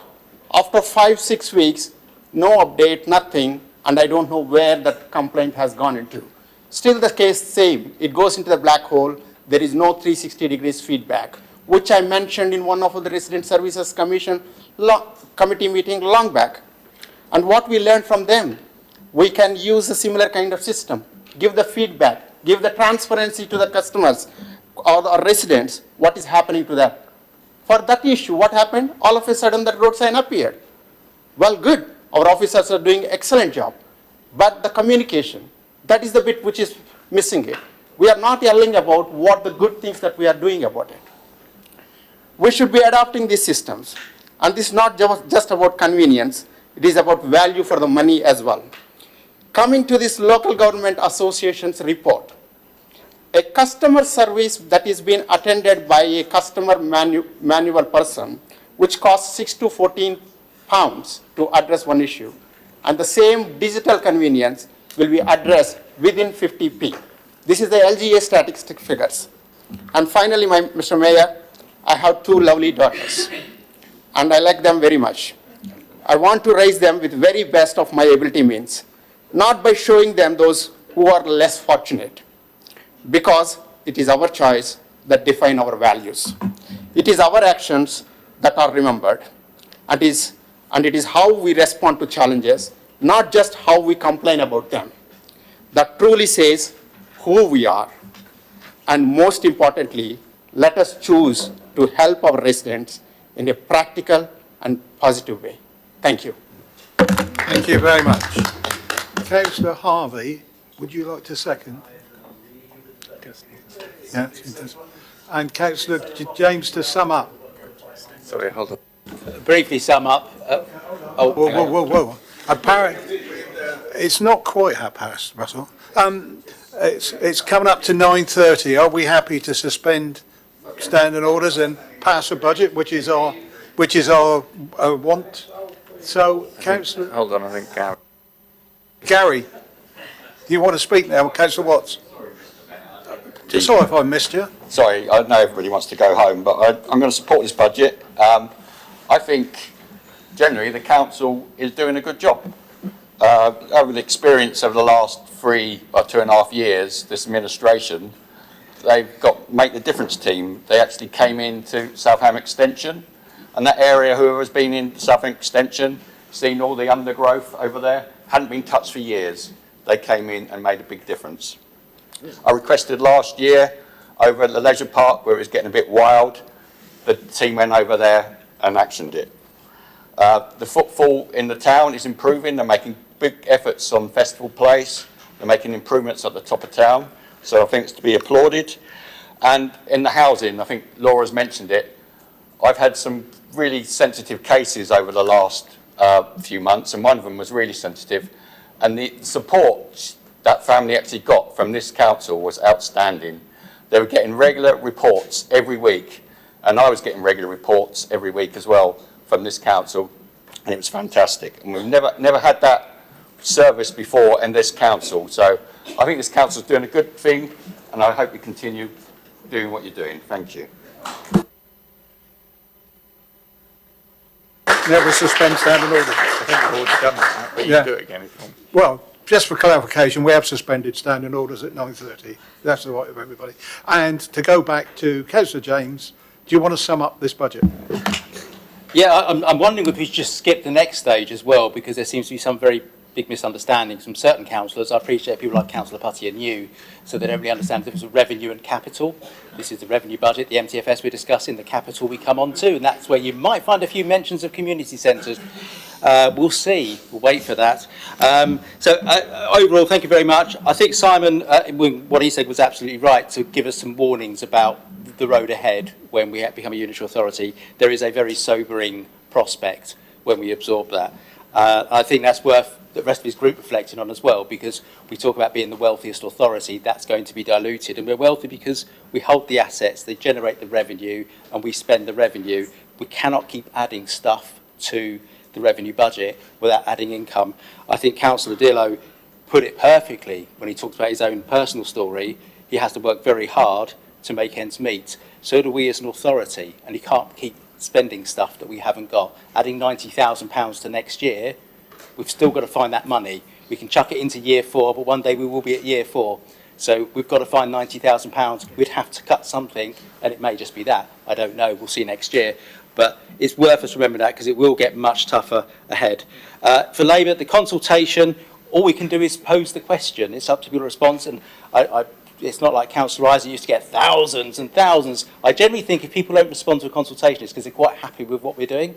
That's what I'm taking it as anyway. The other thing is, every single resident of this council area has what's called a councillor, who they obviously trust to advocate and vote on their behalf, so they don't have to go through the thousands of pages of bar charts and nonsense that we produce. So that's possibly why, take it as a credit to us as councillors that the public trust us.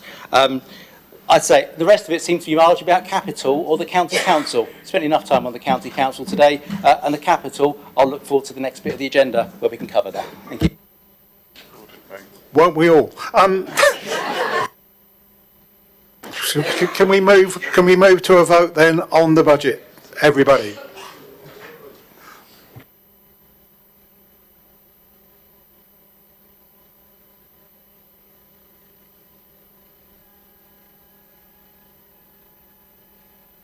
The budget is carried. Right, we're moving on to item 9 on the agenda, and I think it's Councillor James. Would you like to introduce the report? Yes, I think you've heard most of this. I doubt there'll be much debate, because I think most of the stuff's been covered, but I'll run through a list of the highlights of the capital programme that we've put in for this year, in addition to what is already in there. Additional funding to complete an extension to the Old Down Community Hall has been included. An extra £500,000 has been allocated to our play area improvement programme for the benefit of Councillor McCormack. We did that before tonight, but you can pretend you did it tonight. £2.25 million has been allocated to build a new community centre for Hounsome Fields. Top tip, Councillor Putty, read the agenda. And we've included Westside Community Centre. Obviously, until the master plan is complete, we can't be sure of the location or the size of population it needs to service. I want to pay tribute to the Westside Community Association. They have done an amazing job keeping the events going. They've been really adaptable using the Kings Road Cafe, and now, obviously, we've pretty much concluded the refurbishment of the Beacon Public House for their use as well. There is a lease in place there, which is a ticking time. There will be a Westside Community Centre, but we will get it right and we'll make it special, because after the years of disruption Southampton is going to experience, we want to make sure we do the right thing for them. That's why it's all in there. What we are doing is making the biggest investment we've ever made into sport. Obviously, the capital programme includes the final instalment for the new leisure centre at the leisure park, improving to replace the aquadrome. Obviously brings up 60 million. £200,000 has been reserved to improve access and traffic flow at Down Grange. We'll also spend £1.2 million on a new artificial grass pitch at the rugby complex at Down Grange, increasing the usable capacity of the site. And it's not only one AG pitch. Funding for upgrades at the AG pitches at Queen Mary's College is included, bringing them up to FIFA standards so you can use for matches. Going to resurface and make other improvements to the netball courts at Russell Howard Park, costing £250,000. We're also spending £250,000 on paddle courts at the War Memorial Park. We're also providing £1.4 million to expand the Chinham medical practice to make sure it meets the needs of the population. We've done our bit. Over to you now, Mr. Murphy. Can you provide the GPs so they can refer them to the new hospital you promised us? What I will say, obviously, as Simon mentioned, the Rooksdown and Sherborne St John, we'll have a look at that. There is no favouritism. We have a specific policy that says this is what the community needs. This is what the community gets. There is a real problem with the 106 monies that no longer cover what is needed by the community, and obviously that's got to be fed into what is quite a tight capital programme at the moment, but we will provide, because that's, we'll find a way. But Westside will be first, unfortunately, in the funding. Do we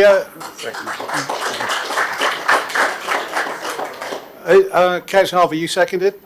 You'll reserve your right. Kez Isaac. Mr. Mayor, I'd start by saying that I'm very pleased about the investment that's proposed for the Chinham Medical Centre. You learn something new every week. I had no idea that this council owned six sewage treatment works. With all my time here, I was unaware of that, and I noticed in the capital programme that we're going to spend money on 3 of those sewage treatment works. But I wanted to focus my comments tonight on the new aquadrome. The Conservative group, of course, supports the building of a new aquadrome for the long-term well-being of Basingstoke's residents. Indeed, it is a prize to echo Councillor Basham, and it is a plan that we brought forward when in office. This administration, I'm being nice to you now, Gavin, has clearly worked, this is the nice bit, has clearly worked hard to bring forward the realisation of a new aquadrome. However, I do want to be constructive in registering concerns about the extent to which risks with this major project are being understood, assessed, and publicly recognised.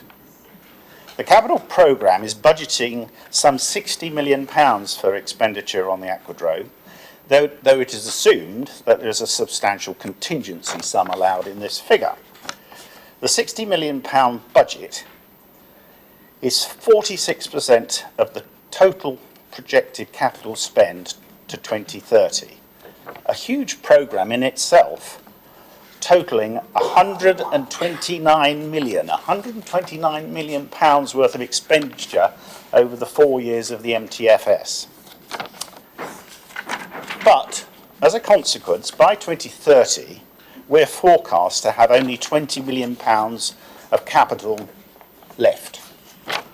Remarkably, this year, another £31 million is being added to plans for 27 additional capital spends across the borough, including another £14 million for the leisure park. It is, of course, positive that this council is using its capital for the long-term benefit of residents, but is there a risk of leaving our finances exposed and our financial resilience and legacy impaired as we approach local government reorganisation?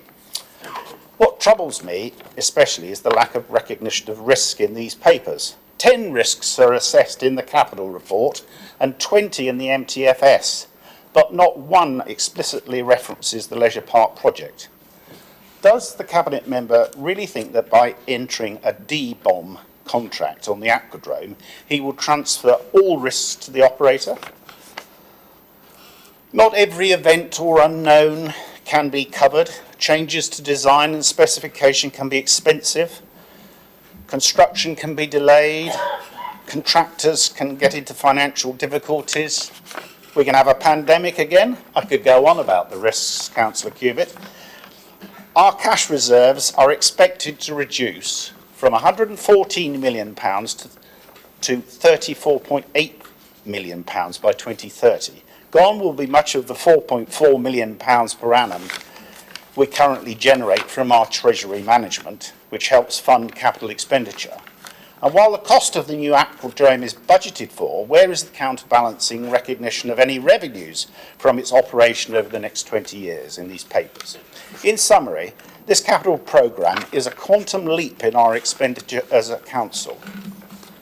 Naturally, I hope it goes extremely well and a new aquadrome is delivered on time and on budget by 2028. But equally, I hope that the risks are being fully recognised and taken into account by the administration, drawing upon good professional advice and officer advice, and that value for public money will be fully obtained in the final contract sum for this aquadrome that, as Councillor Bound has observed, will be one of the most costly ever procured by a UK local authority. Thank you very much. Councillor Gary Watts. Thank you, Mr. Mayor. I'd like to speak about Westside Community Centre. Back in 2023, when RAC was identified, this council was amalgamating the management of Ridgeway and Westside, and so Westside were going to take over the running of both of the centres. And luckily, the Westside Community Centre can move into Ridgeway. And when the RAC came along to the Ridgeway, there was financial shortfall at the Ridgeway because they couldn't accommodate all the activities they had at Westside. So this council actually gave the Westside Community Centre financial support. So that's really good. When the Beacon closed, it was a long story, but this council got the freehold back from Green King and now got it, S&G have now got it. The refurb of the Beacon has taken longer than we wanted it to take. It's due to the condition of the building, but hopefully that will be open in the summer. So that's all good news, what the council's done. But when I saw this on the agenda, I looked at the paper from last March for the Westside Community Centre and Paddock Road, and it was talking about consolidating the ownership of the centre, where this council was going to purchase the library from Hampshire County Council for a nominal fee, and then it was going to transfer it to S&G, who are going to use that in future redevelopment proposals in the master plan. And that in the report actually said demolition would happen during the summer of 25, and it will all be completed by December 25. So when we had a meeting a couple of weeks ago with officers from this council, S&G, up at the S&G offices, it came up, and there had been no movement on the ownership of the Westside Community Centre. So it's still as it is. It's still a derelict building, and the council, the two councils, we couldn't get an answer at the evening why it hadn't happened. It's still there, derelict, an eyesore, health and safety issues. So that's poor, I'm afraid, Mr. Mayor. So we need some answers on that. What has happened in the last year on the ownership of that building? So whether we would like to see, residents would like to know what's going to happen. Councillors like to know. I presume the chair of the South Ham and Buckskin Committee would like a report on the community centre at his next meeting. So yeah, we would like some urgent updates on what's happened and why it's taken nearly a year to not even move on with the ownership of that building. Thank you, Mr. Mayor. Councillor Vaux. Thank you, Mr. Mayor. I would like to commend our officers, particularly in the sports department, on their work on managing to find various streams of funding to address some of the things which we've already had mentioned in the chamber, but I want to particularly say how challenging it is to get monies for things like the artificial pitch for the rugby club at Downgrange. I've been working with the rugby club and officers on how we can do it for many years. It's easier when it's football because you've got the Football Association, loads of money, different when it's different sports. And it really is a testament to us as a council that we manage to find ways to invest in these other sports. Same with netball courts. You know, it's very, very popular netball in our borough. There are loads of teams all over the place, but our courts at Russell Howard were once really state-of-the-art courts, and it's sad to see the surface deteriorating like it has. The new lights are doing well, it's brilliant, but these investments are fantastic. They will make a huge difference to our residents, and in particular for health and well-being. I think it's a shame sometimes we think about sport as only being about leisure and pleasure. Actually, sport is a massive health and well-being issue for us. So I'm really, really pleased about that. I personally have been trying to work on the Chinham medical practice issues for the whole time I've been a councillor here, and I'm coming to the end of my time as a councillor. So on one side, it's really, really good to see this SIL money allocated to the practice. I talked to them about it this week. It's slightly disappointing that it's not until the following years. It's not for a while, so we're going to have to be patient about it. But being realistic, the site there is hugely constrained. We're going to have to all work together across county, borough, health to make it work. It's not going to be simple. So whilst I'm thrilled to bits that we've actually got something happening, it's not in itself going to solve the problem.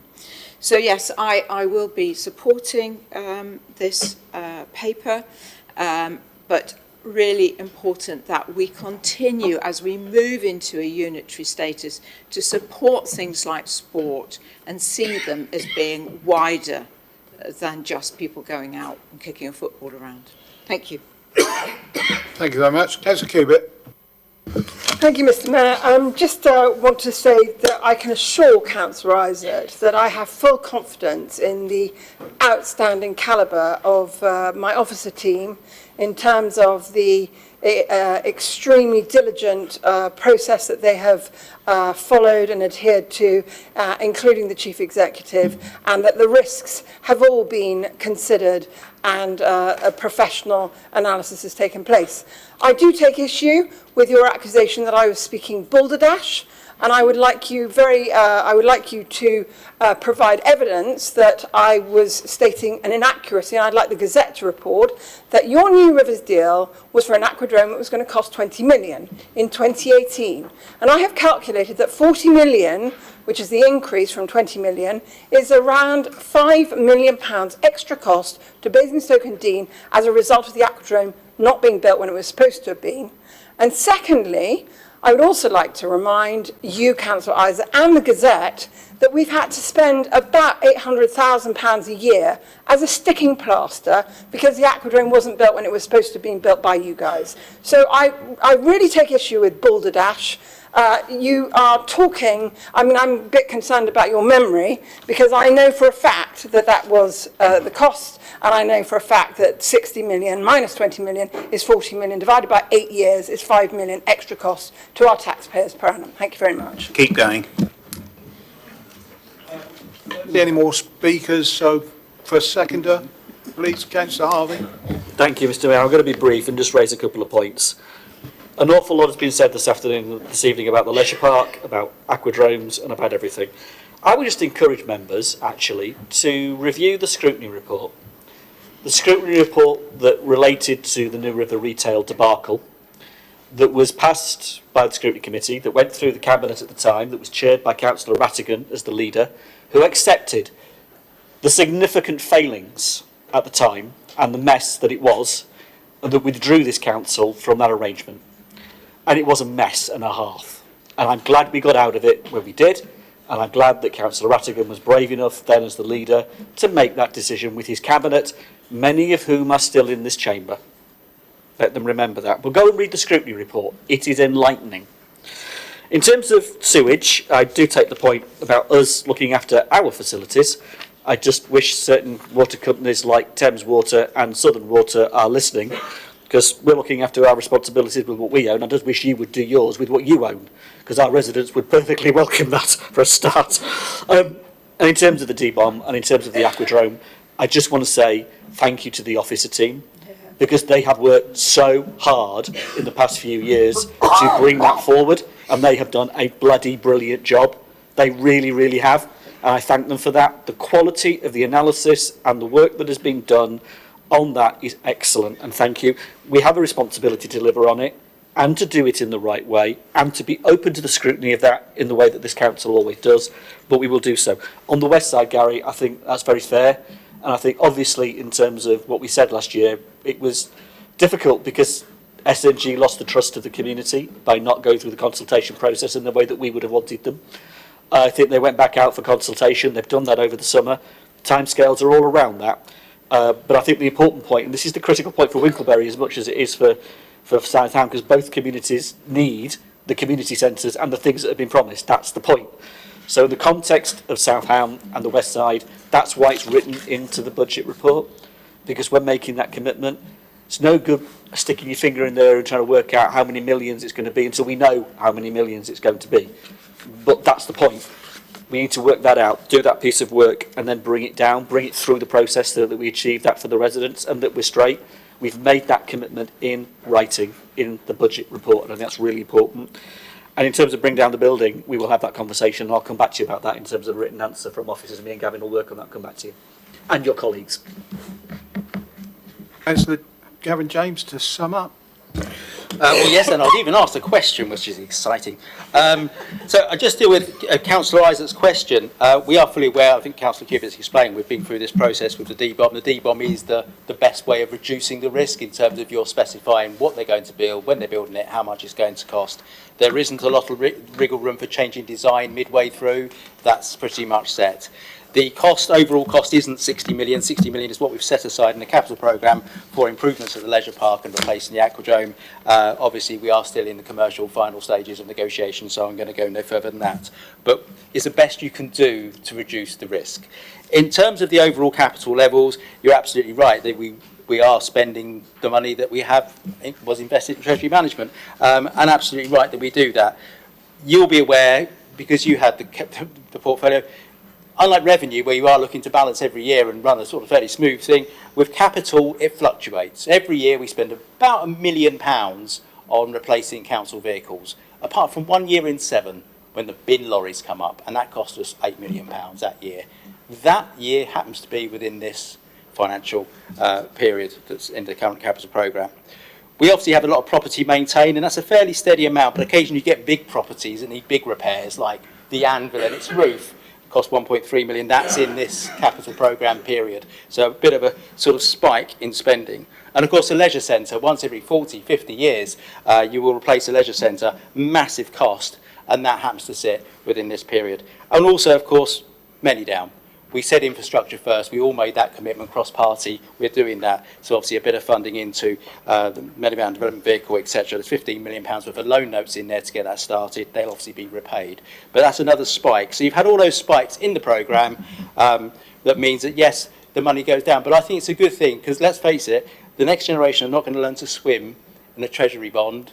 The next generation are not going to live on a share fund or whatever. It's just, you know, we've got to, the money was raised for the purposes of betterment for our residents. Yes, we invest it whilst we've got to wait to spend it, but we're also there to spend it. But you are right in terms of that does mean that we have not drained the account, but we are running lower on money. And that's why we've put 4 million in. That's double what you were putting into the capital programme. We have got more seal money coming in. We must make sure we grab all of that. We don't get a lot of government funding other than that, apart from specific purposes. And long term, we will have to look at whether we increase the amount of capital, of revenue that goes into capital. It's really tricky as a unitary, but we do need to look at that. If we want to carry on having good things, we will have to put the money by, which means that sometimes you do have to charge people for parking their car in order to raise the money to put into capital to do the things. So it's all about choices and decisions and political choices. It's very complex. But there we go. I'm glad. I think we've generally got support for capital programme, as we always do. But be rest assured, fully aware of where the accounts are.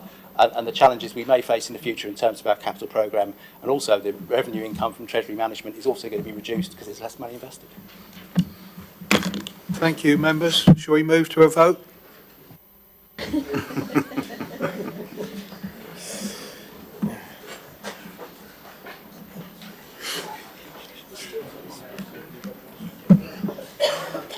You're on. That's carried. That's carried. Let's move on to item 10 on the agenda, which is the strategic asset management plan. I do believe we're going to listen to you again, Councillor Gavin James. Well, only to introduce it, if you've read it, well done, congratulations. It is a very exciting document. I have suggested we put some pictures in it for next year. I think the only person who's read it is probably Councillor Putty, as he likes to read the agenda. This is essentially the plan we have on how we will manage our assets over the next year, and we'll go into there's lots of Treasury management plans, also the property management plan sits underneath that. It's how we manage our assets. As mentioned earlier, we are a very asset-rich council. Do not confuse that with we have lots of money. We have lots of assets that generate revenue, which we spend already. That's already in our budget, it's in our revenue budget, it's all gone. What we have to do is maintain those assets, improve those assets, and the asset management plan sets that out for the next 2 years, very much built on what we inherited, no massive changes in there. So I'm sure you have to agree to it now because it's what supports the capital programme that you've just voted through. So I'm sure you'll note it and support it. Well, let's go through the motions properly. Who's seconding this? Councillor Harvey? Are you seconding this? Oh, I thought you were asleep. Was it open for debate? Anybody wants to talk on it? Is it agreed? Is it? You don't want to speak on it? Okay. Are we agreed? Right. That's good. You're moving the next one. So apparently on this item number 11, I'm moving it from the chair. Do I have a seconder? We've got a seconder. Open it up for debate if anybody wants to speak on it. We're agreed, are we? Well, that's getting better, isn't it? Item 12, the capital investment strategy. I think Councillor Gavin James.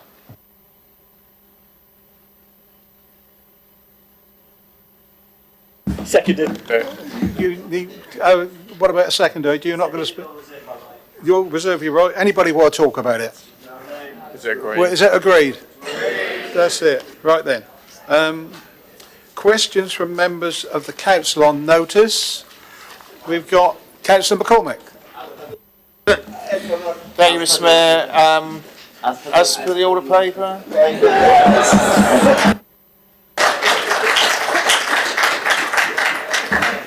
Councillor Harvey to respond.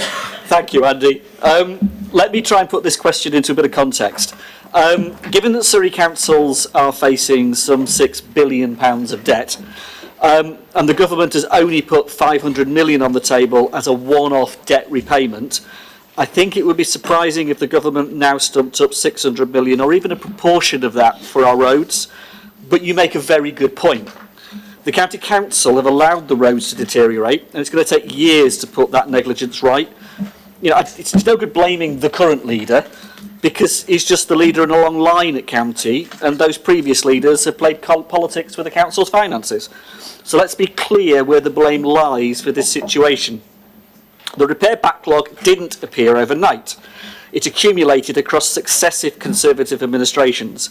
The County Council consistently made choices, including one of freezing council tax. Now that's left the roads underfunded. Like many other services, we are now being cut. Roads have a life cycle. If you don't invest in the preventative surface dressing and resurfacing at the right time, a minor deterioration like we are seeing becomes a catastrophic failure, and it is far more expensive. That's going to land at our door. The County Council's prioritise keeping council tax low over maintaining assets properly, and now the residents are paying the price, literally, through damaged vehicles and pothole compensation claims. It's the cumulative effect of the underinvestment, the poor coordination, the yellow line debacle where you go out twice to do the same thing, and the reactive only repair strategy that is the crisis. Now, while we can make the point to government, and we will, I regret that I don't believe they're going to ride to our rescue on this one. I think we're going to have to roll up our sleeves, do some serious hard work to make the new council work to the benefit of all residents. Now, I know me and my colleagues are ready for that challenge, as I'm sure you are, but we are painfully aware of what we're going to inherit from the county council, as has been made abundantly clear by many speakers this evening. We are here to serve in the public interest. That means we're going to have to find some pretty inventive and quite good solutions to what are some of the key issues that we're going to find in the next few years. Do you have a supplementary, Councillor McCormick? I think he's answered it in part. I don't expect him to get the money. I'm just asking if he will do his level best to get as much money as we can. Well, the councils have been in a right mess thanks to the actions of Eric Pickles. I just would like an assurance from him that he will engage in constructive dialogue with the government and not seek to point fingers and make political points.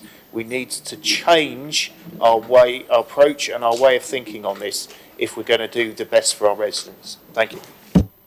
Supplementary answer, 1 minute. Yeah, I'll keep it really quick. Andy, I can, because I think the way that we've approached LGR in this council, and I think the way actually we've approached it as the 12 of us all working together, the 13 all in, if you think of Gosport as well, the way we've approached this, and I want to commend the officer team for the work that they've done in the way the bid was put together that represents all those councils, and I include the Isle of Wight, which is critically part of our team, and the 2 cities. It's not just the districts. The quality of that attests to the exact point you're making. A sensible, adult, mature conversation with MHCLG about the future of the councils in this area to the benefit of our residents. So yeah, I can really attest to that. You're right. So you're absolutely spot on. Yes is the answer to your question. But more than that, that engagement hopefully will bear some important fruit. It will bear good news for us in our relationship with MHCLG and the North Hampshire brand new unitary authority. Marvellous.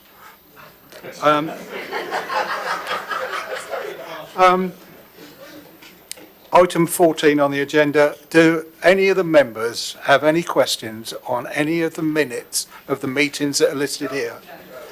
That's it then. Let's go home then.